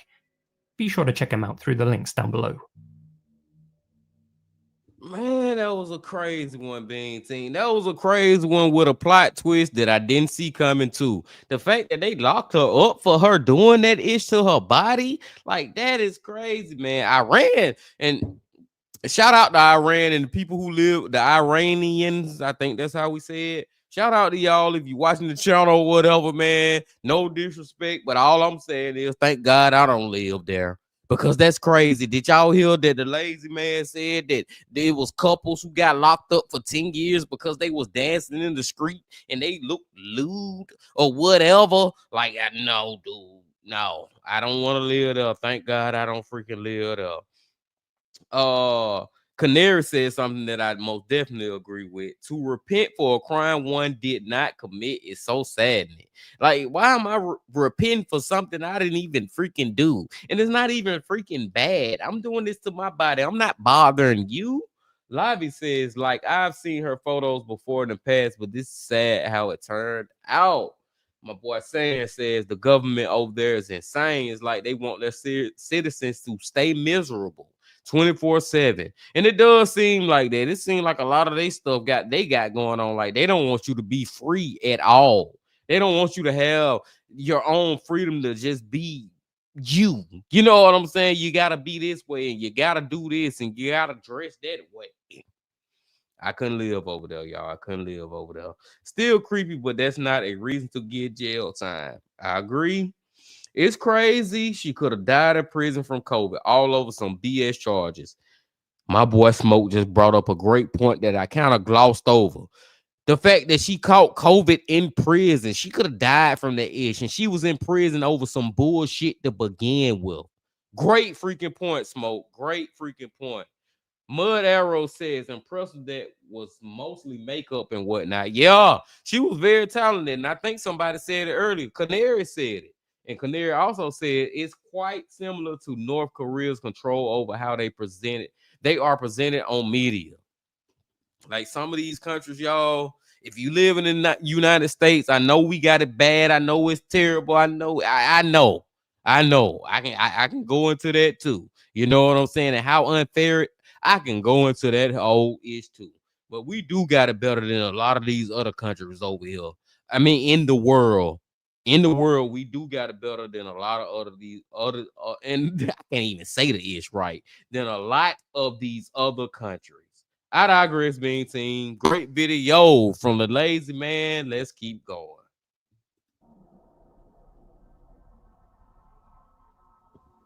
Doppelgangers, mirror image lookalikes so uncanny they could fool even your closest relative, have long been a staple of folklore. In myth and superstition, encountering one isn't just strange, it's extremely ominous. Crossing paths with your double is said to herald great misfortune, with some stories going so far as to say that we all have an evil twin out there, searching for us, hunting for us, with a goal to end our lives. But those are of course just stories. With 8 billion people walking the earth, it's inevitable that a few of them will look near identical to you. The odds of you bumping into a psycho version of yourself is low. But what if, when you did, it wasn't just a funny coincidence, wasn't a mere bad omen? What if it was a death sentence? On the afternoon of August 16th, 2020... I just gotta point out, y'all, this is a plot twist to the whole doppelganger thingy, majiggy. And we just watched a video from Mr. Ballin. I know y'all know what I'm talking about. Somebody say Bean, Stack. I know what you're talking about. From Mr. Ballin, he told a story about the two pitchers who was getting surgery, and they had the exact same freaking name, and their names was not regular names. It was some weird names, and they looked the same, and they both played in the minor leagues of baseball. And that was a doppelganger story that was crazy. But I have never heard of a doppelganger story that actually involves the other person who look like you is actually the person who wants to kill you. Like you got an evil twin out here in the world. I never heard of that twist on it. Never heard of that twist. Let's go. 22. Sharaban K, a German Iraqi beautician, left her family home in Munich, telling her parents that she was going to rendezvous with her estranged husband. The pair had separated, but were apparently meeting to straighten out their fraught relationship. By nightfall, the 23-year-old still hadn't returned home. Calls to her went to voicemail. Messages went unread. Concerned, her loved ones decided to search for her. Driving through Ingolstadt, the Bavarian city where she went to meet her ex, they spotted something chilling. Sharaban's black Mercedes, parked awkwardly near a wooden stretch on the banks of the Danube. At first, it was just the sight of the car that made their stomachs tighten. But then they noticed it. A dark, viscous stain running down from the passenger's side door. Peering through the window, they saw what looked like a person slumped unnaturally across the back seat. Whoever it was, wasn't moving. Officers arrived and forcibly gained access to the vehicle. The lifeless young woman on the back seat was drenched in blood. More than 50 stab wounds covered her and were concentrated around the neck, upper torso, and head. Indeed, her face had been savagely mutilated, as if someone wanted to destroy not just her life, but her identity. They ran the license plates and confirmed that the car was registered to Sharaban K, but they still needed confirmation. Thus, they solemnly explained the situation to Sharaban's parents and asked them to identify their daughter's body. Even though the young woman's face had been obliterated, they took one look at her hair, her build, her olive skin, and her clothes, and tearfully said that there was no question about it. The victim was Sharaban. Suspicion, of course, fell on Sharaban's ex-husband, supposedly the last person to see her alive. However, that lead soon evaporated when the coroner dropped a bombshell. DNA and fingerprint analysis confirmed that the body didn't match Sharaban K. Through forensic testing, the victim was later identified as Khadija O, a 23-year-old Algerian beauty blogger from the Heilbronn area. She had vanished the same day her body had been found. The resemblance between her and Sharaban was striking. They had the same long dark hair, same complexion, makeup style, fashion sense, facial structure, and age. The authorities started hearing rumors that Sharaban had been seen driving around Ingolstadt and entering a pizzeria. Less than 48 hours later, detectives made an announcement. They had arrested Sharaban K and her Kosovan boyfriend, Shakir K, on suspicion of homicide. After taking the pair into custody, investigators began looking through their phones. They soon learned that Sharaban had created numerous fake Instagram accounts and posed as men and women to DM strangers. Not just any strangers, though. Girls who looked like her. In the weeks before the murder, investigators say that Sharaban contacted Khadija using a string of fake profiles. First, she posed as a man connected to the music industry, claiming Khadija had the perfect look for an upcoming rap video for the artist Luna. She even gave details about the supposed shoot in Offenburg. Khadija, suspicious of the offer, messaged the real Luna on Instagram, who confirmed that she was being scammed. When that failed, Sharaban switched tactics. Now pretending to be a female beauty professional, she offered Khadija a free cosmetic treatment in exchange for the promotion of her salon. This time, the offer sounded genuine, safe, and Khadija agreed to meet with her. On August 16th, 2022, Sharaban and her boyfriend drove to Eppingen in their black Mercedes and met with Khadija for the first and last time. The victim got into their car, expecting to be taken to her beauty appointment. Instead, they drove her to a secluded forest area between Heilbronn and Ingolstadt. There, the two killers struck Khadija in the head and viciously stabbed her 56 times, disfiguring her face to mask any differences between victim and killer. Damn. By all outward appearances, Sharaban seemed to be leading an ordinary life. So what on earth inspired her to take someone else's in cold blood? Well, although Sharaban's Instagram feed made her life seem perfect, behind the carefully curated selfies was a storm of personal problems. Conflicts with her family, caused by her failing marriage, and a strong desire to vanish, to fake her own death and go into hiding. By killing someone who looked like her and leaving the body in her own vehicle, Sharaban hoped that her family, and indeed the world, would believe that she was dead. Her husband would take the heat, while she and her boyfriend started a new life elsewhere. And yet, despite Oh spending my God, this is an elaborate, terrible plan. Like, what the freak? Like, lady, you think this gonna work? You killing somebody else that look like you so your family can think that you dead, your husband, so you can go live with your boyfriend, your mistress. Like, what? Like, you did not think this through at all. This is so like, why would you like my boy Smoke say, just why, lady? Why did you think this was smart? Why did you think this was gonna work? Do you know DNA exists out here? Yes, they may look like you, but at the end of the day, the DNA is gonna prove it's not you. Man, it just feel like you just wasted that lady's life killing her like that. I'm kind of pissed off right now, as y'all can see. Diana says, huh, man, this is the dumbest thing I've heard. Like, what are you doing?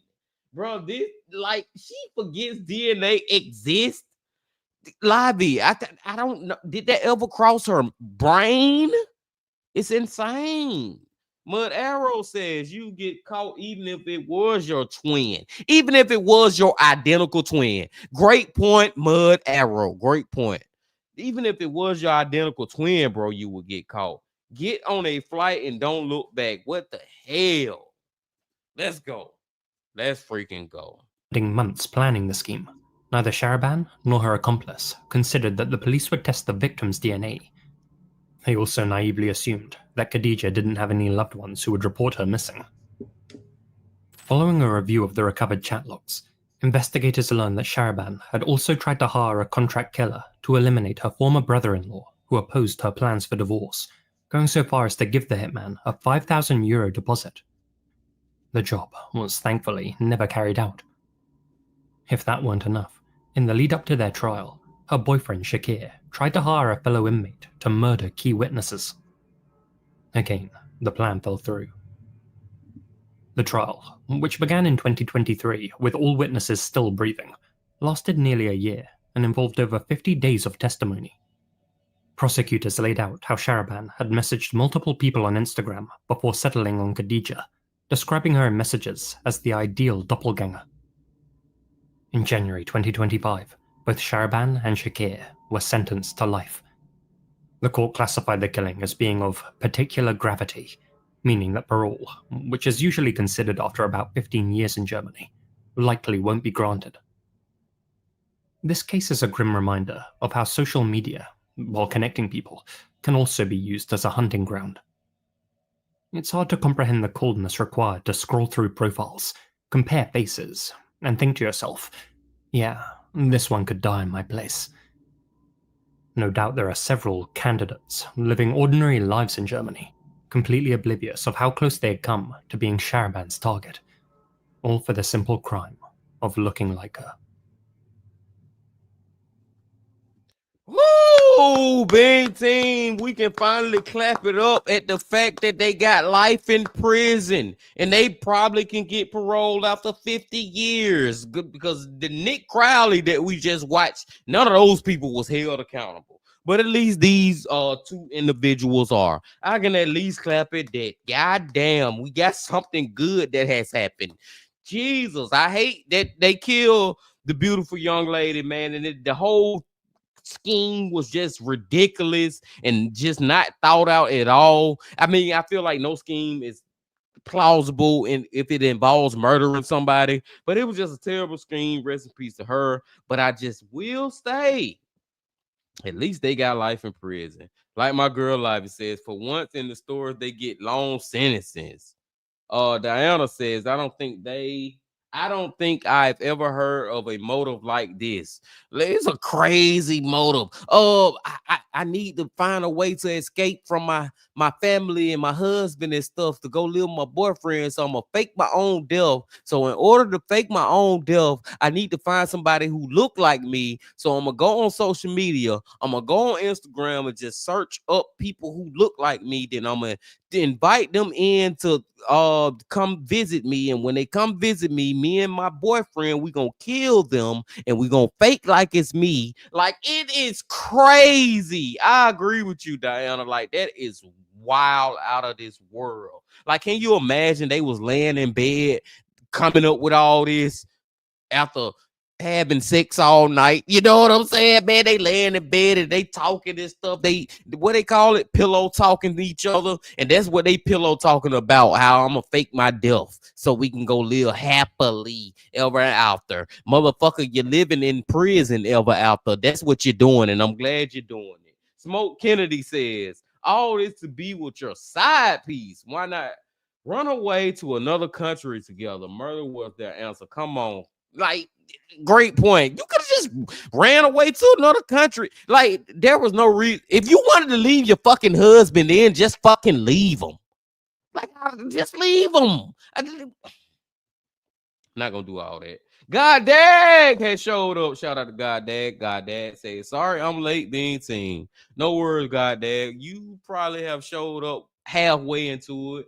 I will say we probably got another good hour plus left in this live stream, because now we on the Lazy Man, and you got to go back and watch the Nick Crowley, because the Nick Crowley was crazy, but now we're on the Lazy Man. Then we're gonna finish it off with EWU Crew, with EWU Bodycam. My boy Saying says, I'm glad we got a somewhat happy ending this time around. Somewhat. It's somewhat. That's what I'm saying. Somebody still died, bro, but at least they got life in prison. Is that too much to ask freaking for? I don't think it is, but it just sometimes I feel like it is because of these outcomes. But at least this time they got life in prison. Let's go, Bean Team. Let's go. Good video from the Lazy Man.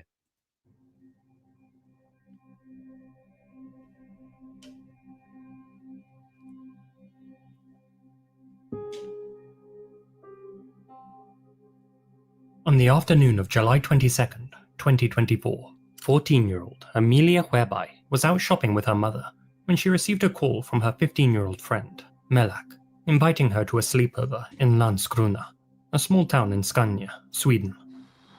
It was being hosted by a girl that she had never met, but Melak assured her that another girl, 13-year-old Rafaela, would also be there. The trio had met at SIS Hässleholm, a foster home where they had spent much of their youth, and though they had had their differences at the institution, they'd stayed in contact after their placements finished and had become close. Amelia had been the target of bullies at Hässleholm because of her soft nature, and as such, she didn't have many friends her age. She didn't want to let the two she had down, but the journey was a long and unfamiliar one, involving a bus ride and 2 trains. She had just moved into her mother's new house in Tollarp no more than 10 days earlier, and was concerned about taking the wrong route. Melak continued to pressure her over the phone, repeatedly telling her to hurry up. In a tizzy, Amelia asked her mum for directions and set off to pack her overnight bag. She brought with her the usual supplies: a blanket, makeup remover, extra clothes, as well as a gift card that she had received for her birthday. Her plan was to give it to her friends, who she knew had been dealt a rough hand. During her journey, Amelia sent her mother a text. "Sorry, Mum, for behaving badly because I was stressed. I love you, and you are my life." Accompanying the text was a video of herself on the train, showing off her makeup and fake nails that she had applied during the journey. Anna shared it to her Instagram story. The caption read, "My beautiful, on her way to her first pajama party." This Instagram video was the last that she would ever receive from her daughter. Amelia never returned home. Her body was found in an industrial area the following day, lying in a wooded area just off a pedestrian path, partially concealed by branches. Her injuries were immediately apparent: 32 stab wounds, mostly to the torso and legs. Silver tape bound her wrists and ankles. A strap was also wrapped loosely around her neck, concealing further puncture marks. It quickly became apparent that Amelia's 2 quote-unquote friends, Melak and Rafaela, had been boasting in a group chat about taking her life. They even shared recordings of the murder, which showed them taunting their victim with a knife while she struggled. Melak and Rafaela were arrested.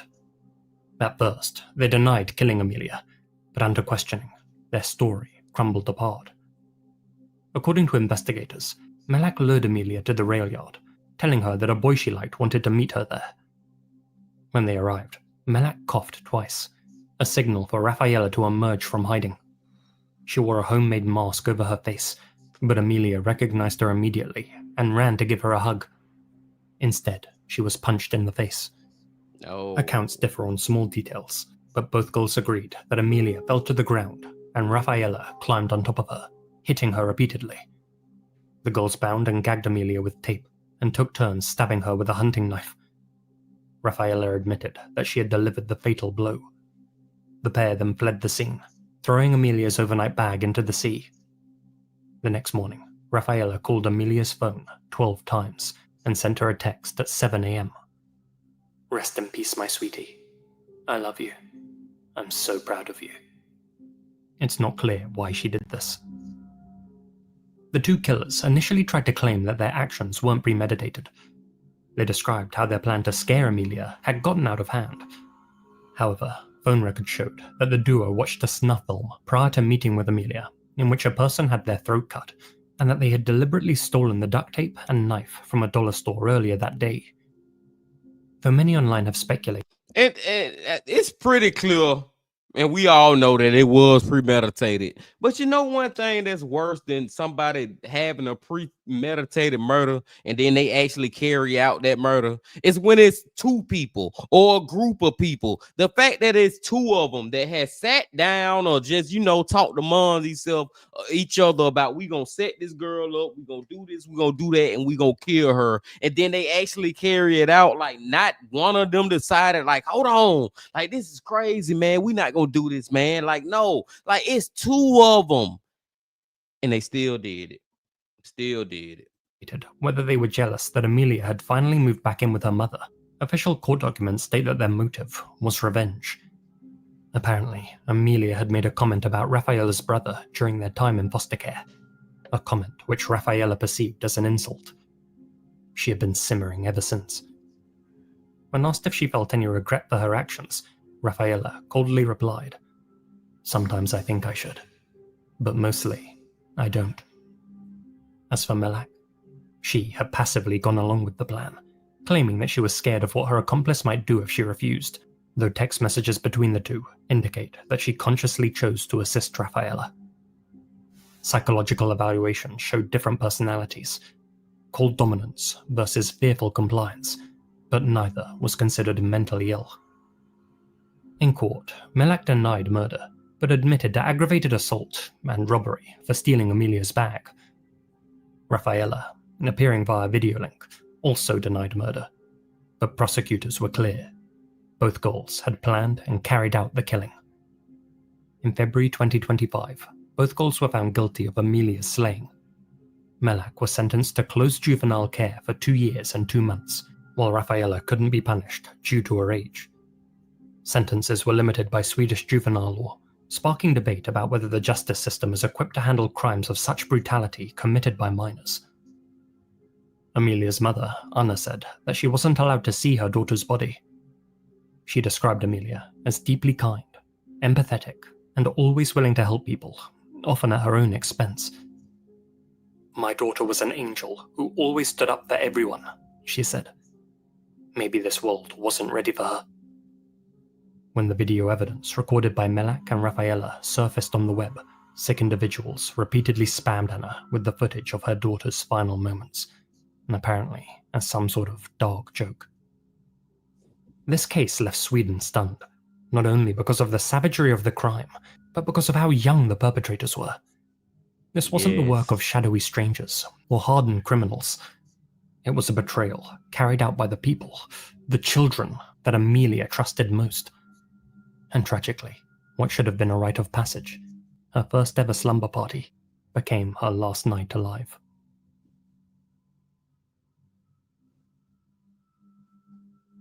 Man, dude.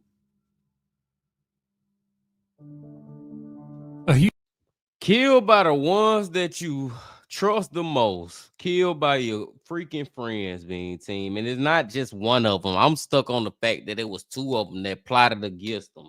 And it goes back to like Mud Arrow said, and Lively agrees about Mr. Ballin told a story about that, and I think I can remember the story from Mr. Ballin, but I know I remember the story from Mike from that chapter, and I can't remember no names or nothing, Bean Team. But I know it was a very similar story of these teenagers who was in junior high, middle school, and there was three of them, and one of them had a car or whatever. One of them, the girl snuck out of she snuck out of her home through the window.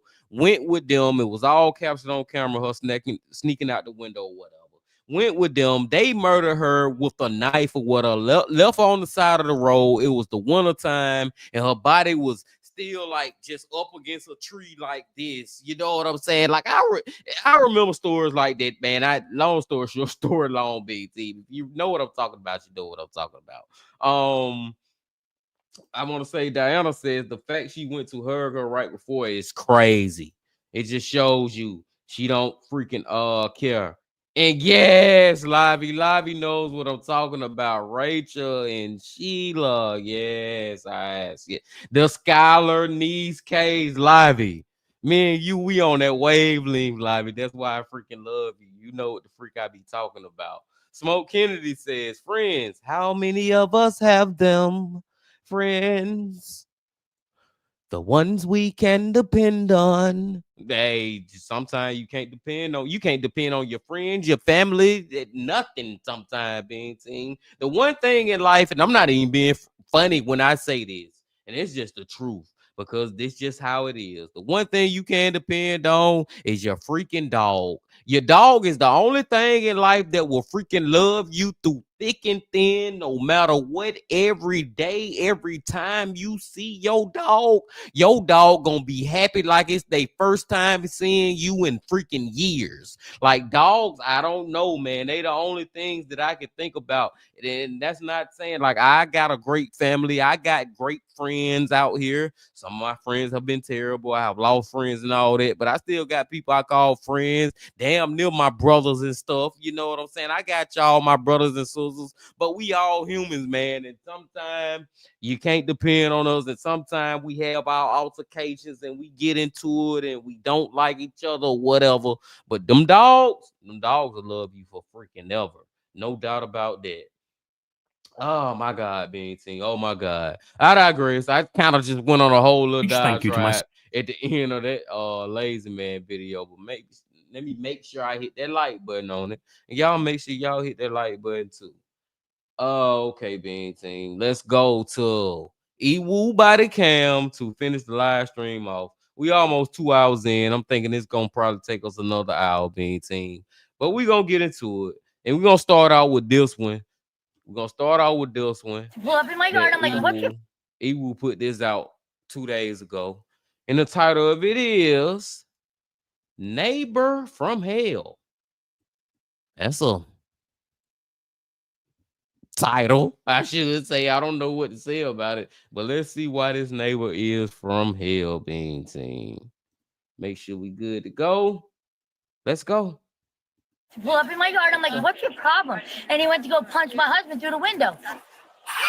He picks up a big foot, that rock, and he slams and throws it at the back of my car, which is all up now. And I'm going to press charges. Hold on, bud. Chill out. Chill out.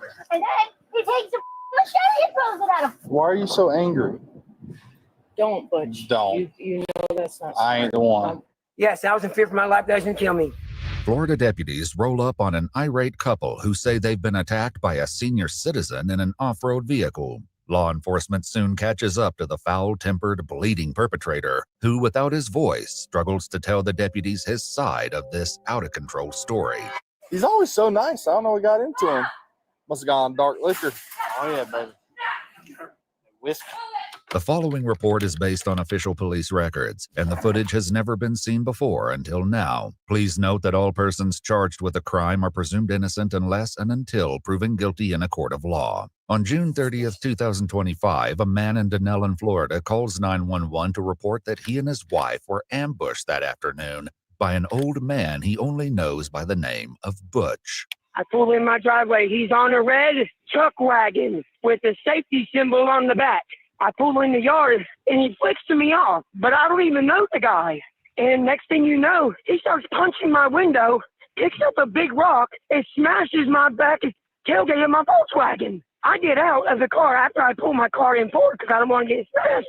Don't get me wrong, I wanted to hit him so bad, and I did. You said this guy named Butch Yes. is in a red wagon? Well, like a four-wheel, side-by-side. A four-wheel side-by-side. Anthony says Butch hurled a machete and a pipe at him before leaving the scene. Oh, swear to God. Where are the weapons now?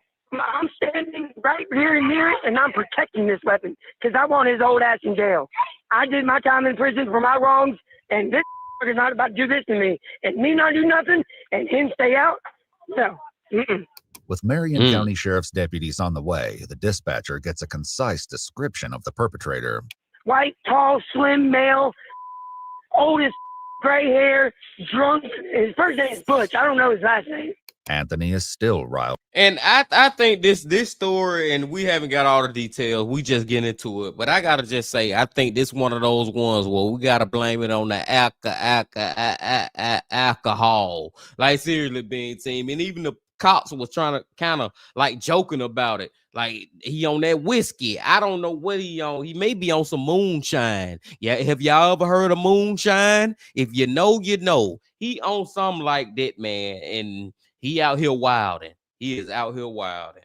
Pulled up from the incident when a deputy calls him back. I wanted to his ass up, but I didn't want to press charges on his ass. Oh, I did so much time in prison. He was trying to throw a goddamn knife at me, trying to cut me up. He ain't the real skinny old dude that rides around that older. Yeah. Older truck wagon. I know where it's at. I said, I want to see you. As soon as I get on the car, on your ass down instead of beating your ass up. He got in his truck wagon and bring off down the road. Gotcha. Oh, I want to his ass up. When the deputies pull up to the house, Anthony's wife Amy takes control of the story. He was sitting here in the yard. We drove by. He flicked us off. My husband said, he just flicked me off. I said, no, he just waved because I know he's a drunk old man, okay? And then, so we turn around and pull back up in the yard, and he does it again. He flicks us off. This is where we're in the highway now. So then I put down the window and was like, what's your problem? Then he tries to punch my window out. So where? Well, hold on. He was right there. So he's in the driveway, Park right right there. there. Park Right right there. there. Y'all pull up and say, hey, what's the deal? Yeah, I pulled up in my yard. I'm like, what's your problem? And he went to go punch my husband through the window. We go through the yard. He picks up a big foot, that rock, and he slammed and throws it at the back of my car, which is all up now.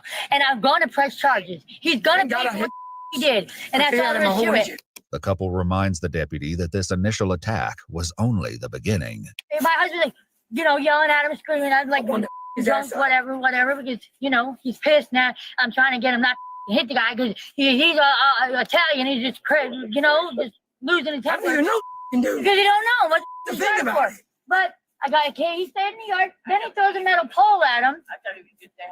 He throws a metal pole at him, and they're just having words. He can't talk, so obviously he ain't having words. You know what I mean? The other guy. Am I wrong if I was a cop right now to wonder, is this lady right here and this man right here a little under the influence of some alcohol too, BT? I'm just saying, maybe that's just the way they talk, but they sound a little drunk themselves. I'm not saying they're not the victims in this story, but I'm just saying she kind of sound like she's slurring her words too. Let's go. And then he takes a machete and throws it at him. What's it still saying Where right did he there in get the a machete yard? from? Out of his little Buggy. Truck wagon. Piece of Anthony, calm down. That's what I mean. He's doing Oh, Anthony, relax. I got it. Come on, I But got it. no, my car's ruined now, and for no reason, because the old wants to get drunk and come over here starting with people. He's always so nice. I don't know what got into him. Must have gone dark liquor. Oh, yeah, baby. Whiskey. Whatever led to the incident, it clearly left its mark on Anthony and Amy's Volkswagen. And then this is what happened with the rock. Ooh, he yeah. got it right there. So I ain't having it like that, and I'm not going back. I'm not having it. Where'd you go to prison at? Jackson, ACI, all of them up in the Panhandle. How much it gonna cost to fix that tailgate on the trunk? I'm gonna say about $5. I don't know, 1,000 maybe. Question before you go, which seat were you seated? I was in passenger. Okay, passenger seat. Did he come through the window and touch? Hell yeah, he came through the window and tried to hit me. Did he actually? Did you have to block it? Yes. So he made contact with you? Yes, but it like grazed me. It like barely. I mean, anything. I tried So my he wife. tried to Put the window up. Yes. So it grazed your arm. Came at it and he hit hard as he couldn't bust it with the window. But yes, hell yeah. And that's when she rushed in the yard and he picked the rock, hit the mother back in the trunk. The deputies turned to the couple's roommate, Betty, for her eyewitness account. She says she was having a friendly interaction with Butch as Amy and Anthony pulled up. I thought Butch was going to say hi to him. We went like this, and I always had my back, you know. I just turned back around when I heard bam on the window. Butch got in a little buggy and threw the machete when he just fell off of his ass. He's so drunk he couldn't even stand up. He he's built about like that machete. He crawled to that You fence know post him. over there. Yeah, I know That who you're big talking about. pipe being thrown, machetes being thrown.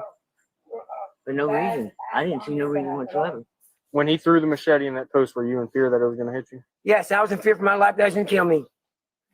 Little baby girl. Little girl, I would have that up. The deputies soon began collecting the weapons Butch is accused of launching into the yard. It's the end of my day. So when do I get my report? How do I get my report? I'm writing a report right now. All right. Hey. Let's go. I just need to know for the insurance. You know what I mean? Yep. This is a heavy pipe. Yeah. Hell yeah. I think it's from a jack. The only thing left to do is to go see Butch and hear his account of the attack, a task that won't be quite as easy as it seems. I bet he... Oh, time out, because I'm kind of stuck on this point too. I thought I was the only one who heard that, but a lot of people brought it up. Did she say I would have fucked that nigga up?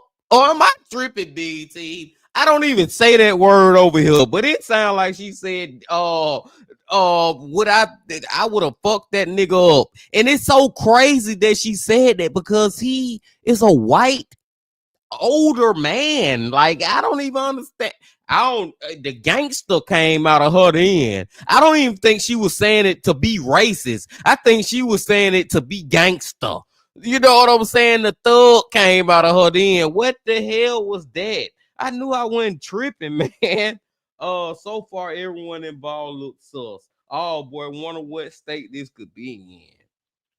Oh, hey, I don't know what, I can't even remember where it's at. But San said it happens in Florida. Mud Arrow said Tennessee. I live in Alabama and I have witnessed it too. It happens all around, man. Lavi says LMA, what the fuck? I'm just saying, man, like that's crazy that she would say I will fuck this nigga up. That man not even black, and he not even just a young male in general. Like his whole demographic, like I don't know why she would say that. I don't even think she was trying to be racist when she said it. She was saying that on some gangster type shit. I don't know. My girl Lizzie crying over here, man. You heard correctly. Bunch of lowlifes. To be honest, that's coming too. Hey, I don't know, man. Let's go. You're drunker than Cooter Brown right now. This is violence. Oh, 1,000%. The fact that it's happening in daylight is crazy. Let's go. Says I've been to prison. He's been to prison once for grand theft. The deputies drive to a residence a mile away where they find their bleeding suspect. Mr. Butch, how are we? 6569. You have Medics 51. Subject has cuts on his legs. What happened? What happened? What happened to your leg? Damn. Hello. Hi. My mother-in-law's house. I live next door. Perfect. Does he have a voice box? Do I? Does he? Yes, he does. Okay. Does he know? Does he have it? You have your talker? We go get it real quick? Go ahead. The search proves unsuccessful, though, and the lack of an effective communication tool sours Butch's mood. Hold on, bud. Chill out. Chill out for a second. Sean's coming right now. I'm not saying nothing bad for you. Why are you so angry? Don't, Butch. Don't. You know that's not. I ain't the smart. one. Don't. Please don't. I'm begging you, please. I see. I know. What happened? Did something happen somewhere? Where at? What happened? At Betty's. Okay. What happened? Everything. A lot? Even with the help of someone close to Butch, the story doesn't become much clearer. What happened? Was it Betty? She was talking. Who was it? Do you know their name? Well, I don't know who that is. Who called? The Mustachis, Amy, and they live at Betty Townsend's. Okay. They said they don't know him. Is he okay to? Is he gonna get arrested or is he I don't know. charges or? I don't know yet. Hey, you need to relax. No. You need to relax. He's been having dreams. He's been having dreams about going to jail. He's been drinking too much is what the main issue. Yeah, that's the main issue. He drunk as hell right now. Regardless, he can't speak and all that. He just drunk as fuck right now, man.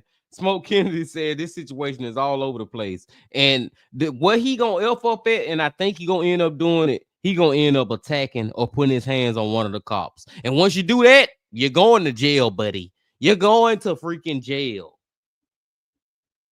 Great point too, Smoke, because I'm wondering, like, didn't the lady supposed to be going to get the voice box? Because I do want to hear what he's saying, but I just feel like at some point he about to put his hands on one of these cops. Let's see. What should we have to drink today? Beer, liquor. He'll show you. Yeah, he'll show you what he's drinking. He's definitely been drinking. I can smell it. Yeah, no, I can tell by his way he's acting. Butch doesn't reveal what, if anything, he's been sipping on today, and he appears eager to get this interaction over with. I'm not going to handcuff you behind your back. It's not going to happen. Well, you need to relax right now. You gotta get you cleaned up. I want to get your leg cleaned up before we go anywhere. You want to hit the hose? You want to hit you with the hose? Or You want to just have him sit in the car until Mexico? Do you want to go sit in my car? You have like are you sure your voice box ain't right there? Or is that cigarettes? That's cigarettes. Yeah. All right. You want me to get this to him? Yeah, you can't go into jail with him. You ain't in trouble for throwing the brick at the car and the machete. I know you don't care, but there's consequences for that. What did they do? That doesn't give you the right to. They might hurt be, the car. but it's not a reason to do what you did. You don't even know him. The man's relationship to Butch isn't specified, but he has a possible explanation for the day's events. Has he ever been in trouble before? I didn't think so. He gets a little crazy when he's drinking and he's on like some steroid, like prednisone. For physical pain or for what? Just for like his wounds and stuff like that. Gotcha. And so like when he's on it for long periods, it gets like, void rage. He loses his temper sometimes, and alcohol doesn't help. No. I'm sure it says on the pill bottle, do not consume with alcohol. Yeah. Medics pull up to examine Butch's cuts just as an important discovery is made. Awesome. Back of the drawer. Thank you. You're welcome. Oh yeah. There we are. Yes, the voice box. The freaking voice box, being team. I want to hear what this man got to say. Look at that. No? Doesn't work? Bad? I'll leave it here.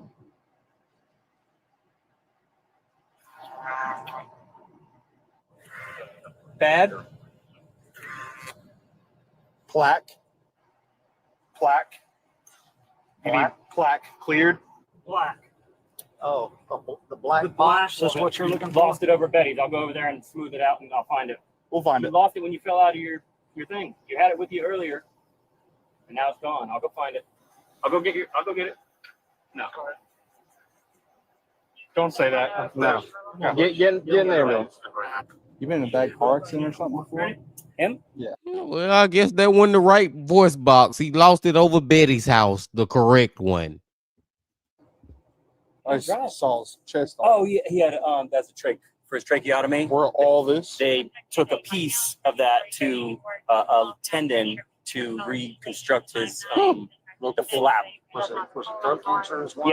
Yeah. Is he still smoking? Yeah. I took the pack of cigarettes out. Yeah. His dad died from throat cancer. He smoked right through the trach. Butch is never quite able to convey his side of the story, and after being taken for medical attention, the only thing left for him will be jail. If there's anyone I never thought I would arrest, it's probably this guy. Yeah, I don't know, man. It was just weird what he was talking to me earlier today about he having dreams about getting arrested, and now he goes to do this, like almost like trying to fulfill the dream. For 71-year-old Butch, aka Edwin Watts, the dream came true in the form of 3 felony charges: burglary of a conveyance, criminal mischief causing more than $1,000 in damage, and aggravated assault with a deadly weapon. Butch has pled not guilty to the charges and is currently awaiting trial while out on bond. If you'd like to see select new videos early and help us keep uncovering case files that rarely... That was a wild one, Bean Team. I thought we was gonna get it for a second. But we didn't. I just wish we would have actually heard from him because he was saying a lot, but he was wheezing. We actually couldn't hear what he was trying to say. But I thought he was gonna actually put his hands on the police too, but he actually didn't. But like my girl Livy said, that was an odd one, man. That was very freaking odd. And hey, it goes back to what I was saying kind of earlier. It's kind of the same situation with people who have mental health issues and they still get off scot-free and, just do a couple of years for murder because they got mental health issues. It goes to this too, man. If you do the crime, you got to do the time. And even though he can't speak and, he on all these medications and he old, he's 71 years old, he a senior citizen out here, it still don't, that's beside the fact. It still don't stop the situation that you went over Betty house, you vandalized their property, their car, and you acted a fool, so you got to go do that crime for that time, man. We're freaking godless, Being Team. We're freaking godless. The way he looks, it's hard to believe he did all that. That is crazy. Yeah. He looked like he an old cryptid man that can't really get around and do stuff. But no, he out there doing stuff. He out there causing havoc. And I feel like he should do the crime for the havoc that he did cause. My boy Sam says the voice box remind me of Kane in 97, 98 in the Attitude Era. Ha. Boy, what you know about that, Sam? Hey, boy, we got a lot in common, bro. You're a Dragon Ball fan, plus you are an Attitude Era fan. Dude, the WWE Attitude, the WWF, Kane, Undertaker, Stone Cold, The Rock, Mankind, Shawn Michaels, Triple H. I'm all about that era.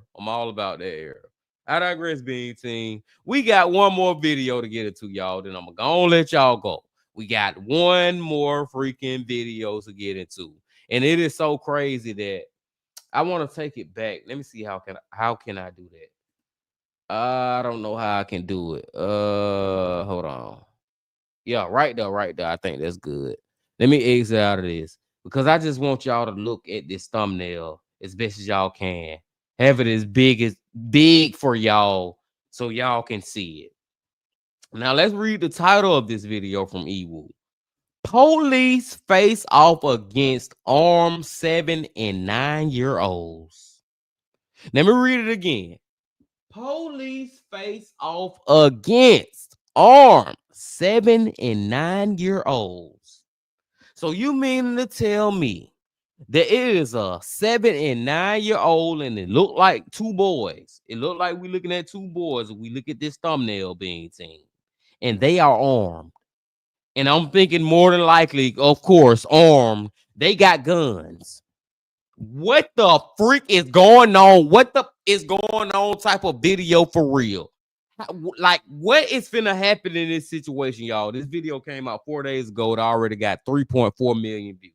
But also, like I said, why I really want y'all to look at this thumbnail, because I don't know if this boy right here, if he got a gun or not. Maybe he got a gun in his hand. But I will say that you can tell he been playing Call of Duty. He been playing video games. He been watching TV shows. He been watching movies. He been playing Grand Theft Auto whatever. Just how he got his back against the wall, the back against the barricade, and he got his hand sticking out. So now he gonna go back around cover and shoot. Keep in mind, this is a little child that I'm describing this whole situation with, and he dealing with police. Before I even get on the whole police side of this situation, I don't know if this little boy got a gun or he just hiding or whatever, but he also, it looked like he may have a gun in his hand if you look close enough. I don't know, Bean Team, but then if we flip it around and pass it around downtown to the police station, think about what the fuck the police going through right now. They got a case on their hand where it's a 7 and 9-year-old that got guns in their hand. What do you do at that point if you come up to them and you at the situation where they raise a gun up at you? Do you shoot? Do you kill little? Man, I don't even know if I should be saying all this on YouTube, but I know y'all get what I'm saying, man. This is such a effed up situation. So I gotta we're gonna go out with a bang. No pun intended, Bean Team, and I hope there was no pun intended when I said it. I'm just saying we're going out with a bang with our last video and stuff. But I really hope that none of these kids die, none of these police officers die. I hope the best possible outcome happens. Let's go. They pass a handgun back and forth like it's a toy. Deputies surround them. Hold up, Bean Team. We gotta rewind it. We got a little ahead of ourselves. Let's make sure we good. I also want to go back to Mud Arrow, and I want to go back to Icy first. Shout out to Icy, just showed up, said, yo, what up, Icy? I want to say Mud Arrow says, I haven't seen this one yet. Me either. Lobby says, very tricky situation. Canary says toddlers are built differently these days. Damn. Like, they ready to get in the shootout with the police, Bean Team. Let's go. They're playing with the gun back and forth. Put it down! Now! Chilling drone footage captures two young brothers, just 7 and 9 years old, seemingly unaware of the danger they're in as they pass a handgun back and forth like it's a toy.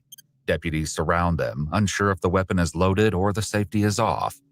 The stakes are high, and one wrong move could bring the entire standoff to a deadly end. Put it down! Put it down! Put it down! Now!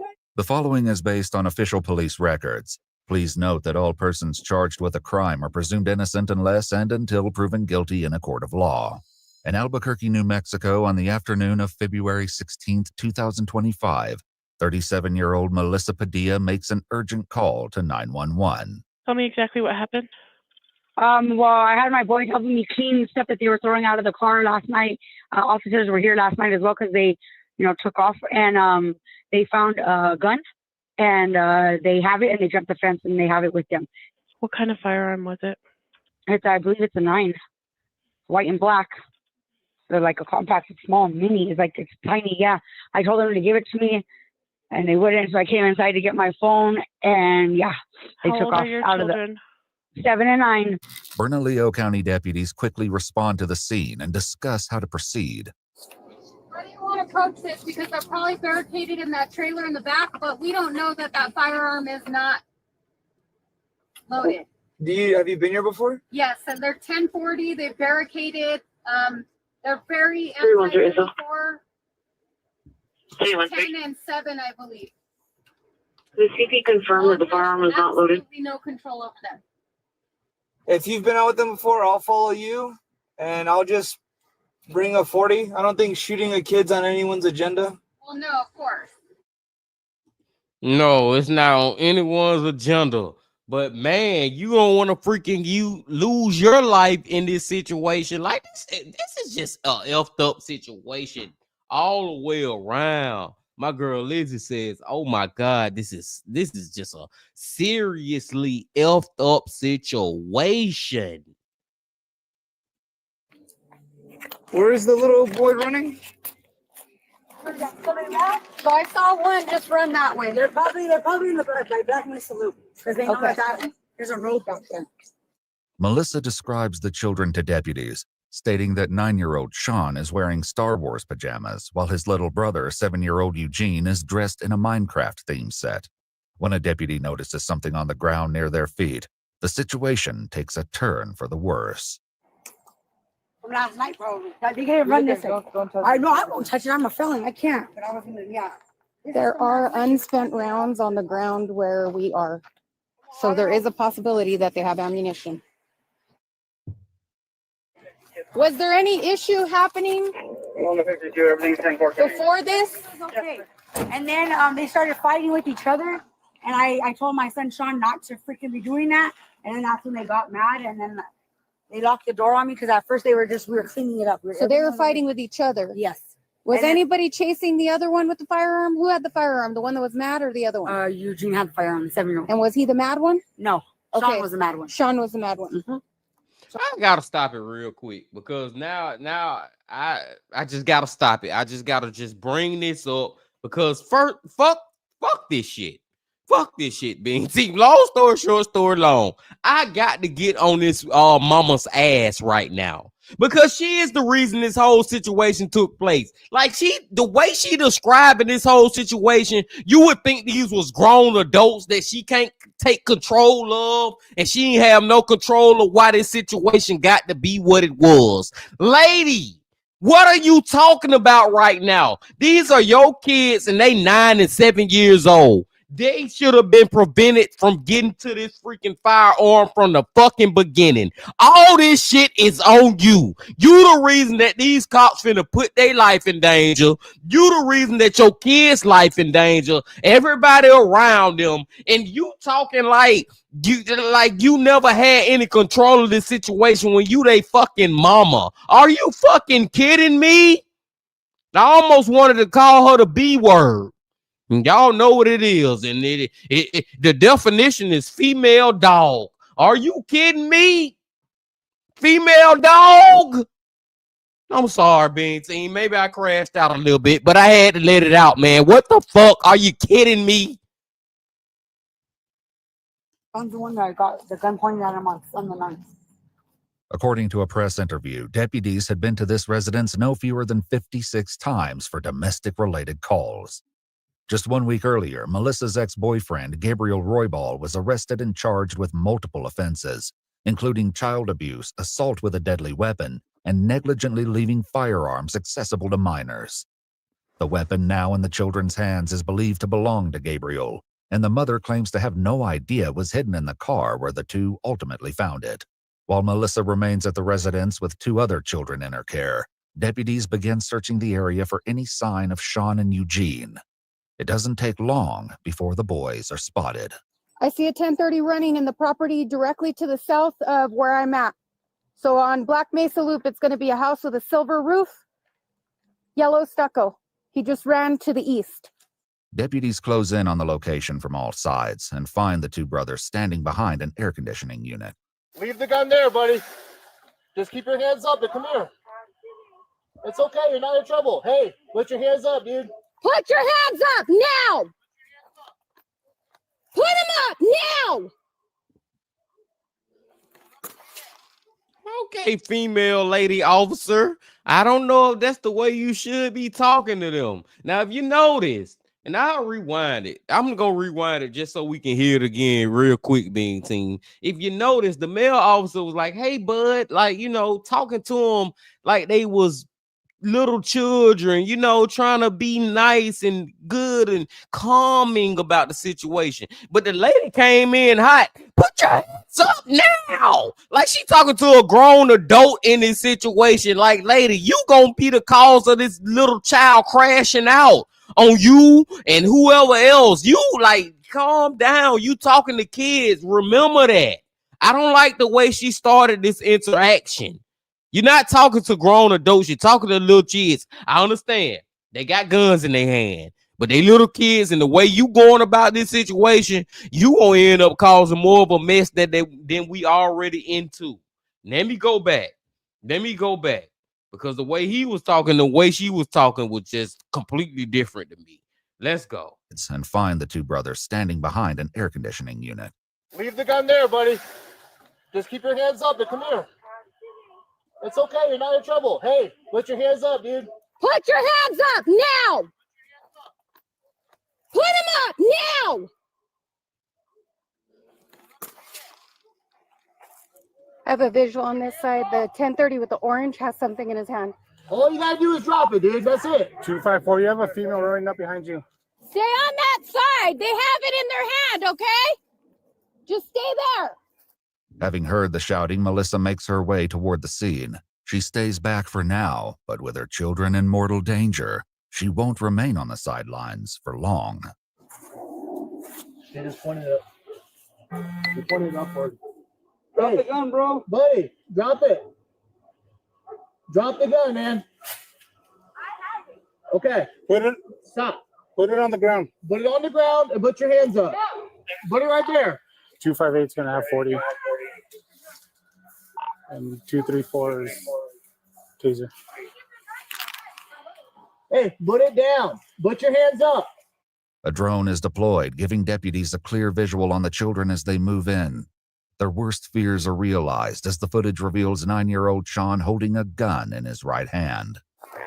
Hey, kiddos, can you guys drop that and come talk to me? Just go ahead and drop that. Put it down, babe. Go ahead and put it down for me, okay? You're not in trouble, but you have to drop that and come talk to us, all right? See if there's a magazine inside the magazine well. But they're playing with the gun back and forth. The one in the blue is trying to take it from the one in the orange. Put it down. And now the kid in the blue and green has a firearm. I need you to put it down, baby. Oh. Yeah, bud.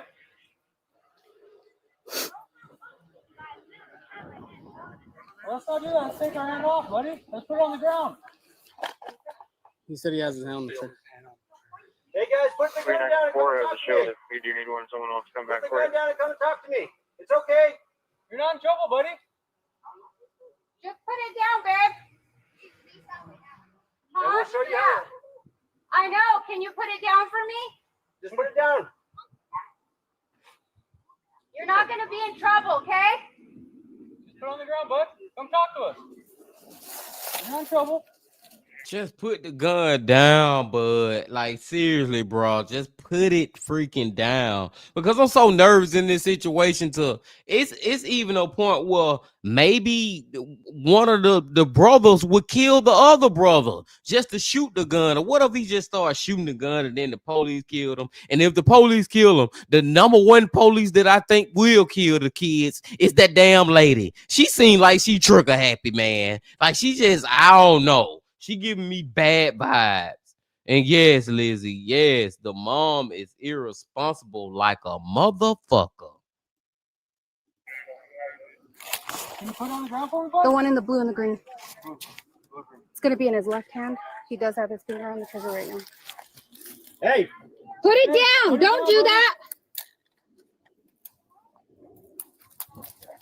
Put it down, baby. Come on.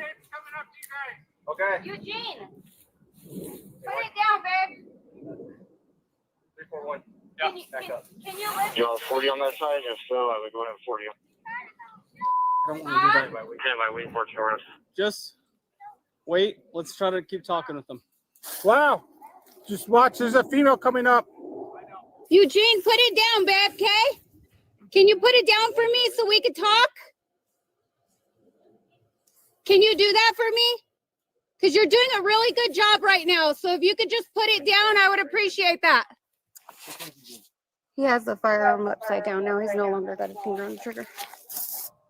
I would go ahead and 40 him. Try to knock you out of his arm. What I want you to do is I want you to hit beside them. Hit the wall. I want you to hit the wall. Hey, put that. Just keep it down. Sean. Keep it down. I want you to hit the wall or hit the fence. 258's gonna hit the wall with a 40. Hey, you got to do what he says. I want you to hit this fence right here. And we have Charlie speaking with these kids. Sean, can you put it down, babe? Hold on a second. Give it a second. Kiddos, just drop that. And come talk to us. You're not in trouble. Yeah, that's simple. We tried to talk them down. They're refusing to put the gun down. If you can, ricochet it on the bottom of that wall into their feet. Not Maybe with the he'll cannon. listen. If he puts the cannon down, will you put it down? Okay. So just Try not to put hit the him. gun down and we'll show you the cannon. He's not gonna shoot you, babe. Put it down. Okay, he's gonna put it down now. He's facing it down. Now you put the gun down. Okay? Come on, Sean. Let's listen, okay, babe? We don't want to hurt you, honey. Can you put it on the floor? It's still gonna be right by you, but if you put it down on the floor, then he can keep his cannon down. But put it on the floor. Ready and 40. Just wait. Stand by. The sooner you put that down, the sooner we can take you home. We can go see your mom. Sean, this isn't a game no more. We're not playing a game right now. This is serious. 1030 speaking with 254. I need you to put that down. We want to help you, Sean. You tell me what you need after you put it down, and I'll make sure that we get you some whatever you need, okay? We're just gonna wait for a second. Can you do Just hold that on. for me? Well, your mom gave me your name backwards then. All right, then Eugene. Can you put it down for me? Now Sean has it. Sean, can you just toss it to the side, babe? Let's make this easy. Because we want to help you. We want to help you. I want to try to do a warning, something. Put it down, Sean. We don't want to hurt you, I okay? just don't want to. Put it down, Sean. I really don't want to hurt a kid right We now. don't want to hurt you, and we want to help you, okay? Aim it and fire. It'd be 48. Put it down, baby. 40 going out. 40, 40, 40. The non-lethal round collides with the air conditioning unit, startling both boys. In a shocking move, 9-year-old Sean aims the firearm towards deputies and plunges the entire scene into utter chaos. Put it down! Put it down! Put it down! Now! Drop it! Drop it! Drop the gun! Put it down! The green has Drop it. the gun! Fearing her Oh children my have been caught in the God. crossfire, Melissa bolts toward the scene and is intercepted by nearby deputies. Stay back! Stay back! It's less legal. It's less legal. Stop! Stop! Stop it! Stop it! Stop it! Stop it! Stop it! Record this. Those are my Hey. kids. We didn't Sir. shoot them. What the was that then? Less than lethal. It was a Get my stun. hair out of there. As the boys take cover behind the AC unit, a deputy flanks from the other side, determined to bring this standoff to an end. Drop it now. Drop it, both of you. I don't even have the gun. I don't have the gun. Thank God, man. 10-4. All 34 is 10-4. All kids are 10-4. They are fine. They are not dead. Man, sit your motherfucking ass down, bitch. I'm gonna go and say it now, female dog. Sit your ass down. You the reason we all in this situation. You the reason your goddamn 2 little sons almost lost their lives or was gonna cause other people to lose their lives. And you out here acting like the damn police are the damn fault. You the cause of all this. You the reason they in this predicament. Sit your motherfucking ass down. For one, I didn't do. Hey, you're acting. Stop. No, they're my kids. I don't want to use force on you. Stop. Okay, then put me on handcuffs. Thank But I you. didn't do. You didn't do nothing. I'm not saying you did anything. But my babies are in the Stop. house. Stop it. I just expect me to act. Those are my kids. I get it. I get it. No, you guys are up, man. We I don't just had a want to gun in hurt my head. anybody. You do this? We're trying to just de-escalate the situation. As one deputy inspects the gun, a chilling reality sets in. It's f***ing loaded with one in the chamber. Jesus. Come on, kid. What do you do? That's silly. Seriously, we gotta do something about this kid. In addition to the bullet in the chamber, there are 2 more live rounds in the magazine.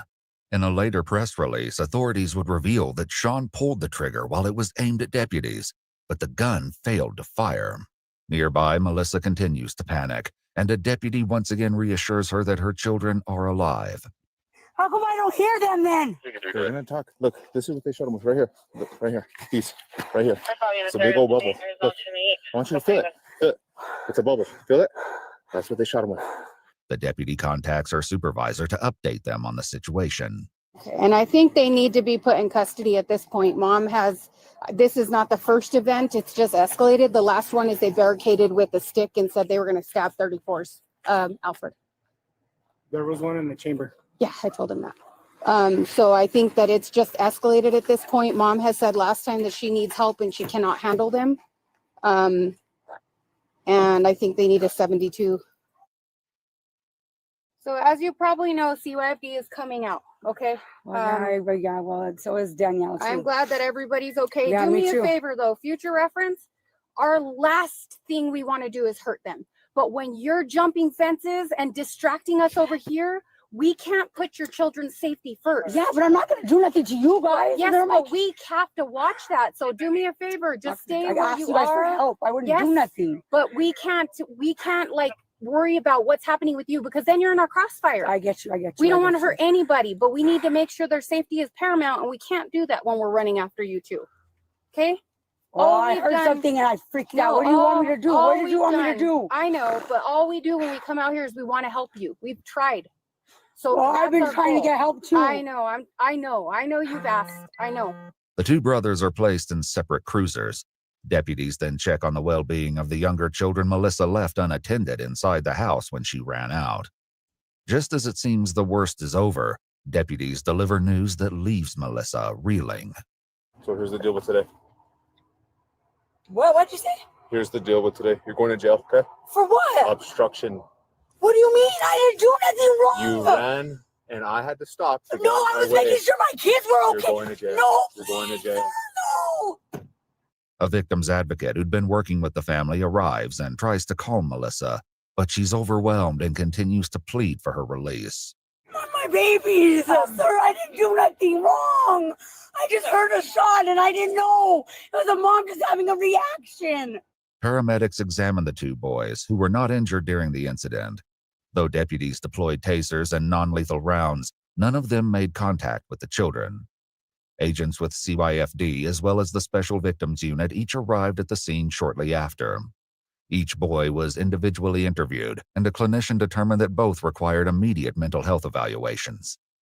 According to police reports, 9-year-old Sean was admitted to the UNM Psychological Hospital and placed on a 72-hour hold. 7-year-old Eugene was evaluated and later discharged into the care of his grandmother. In a press interview, Bernalillo County Sheriff John Allen confirmed that no criminal charges have yet been filed against the children or the mother.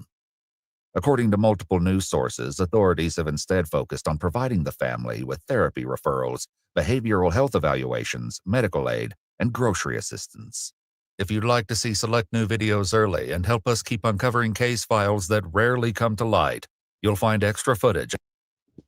Yeah, being team, I feel like she most definitely should have went to jail, and I also feel like she more than likely should lose her freaking kids. Like they need to go to child protective custody. I think that's what it's called, CPS. Like Diana said, after 56 calls, CPS should have been involved.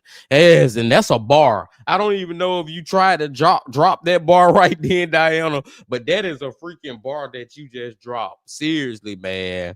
That Smoke Kennedy saying she put her kids in endangerment.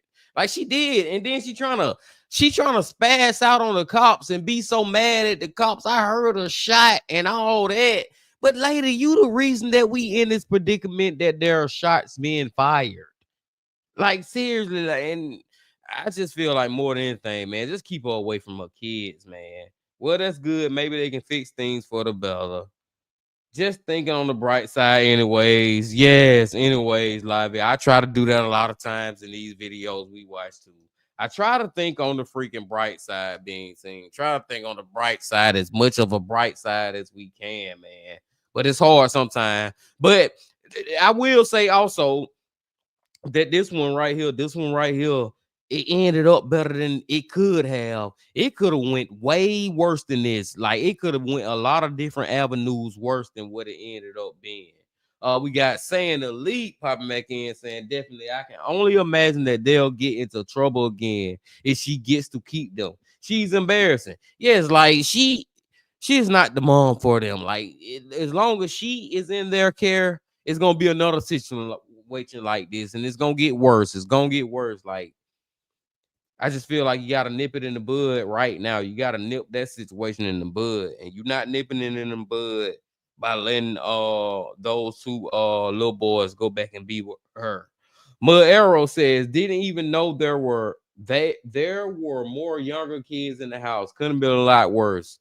Could have been a lot freaking worse, man. Smoke Kennedy says, man, these boys have the makings of becoming worse. The boys will take this behavior to school if they stay with this mom. Great point, Smoke.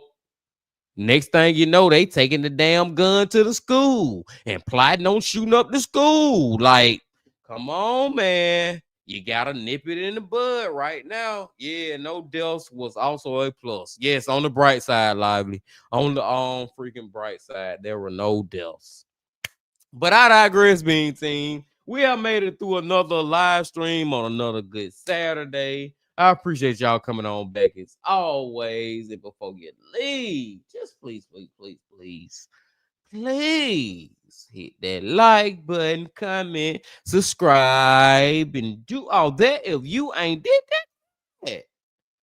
And remember this: love, peace, and happiness.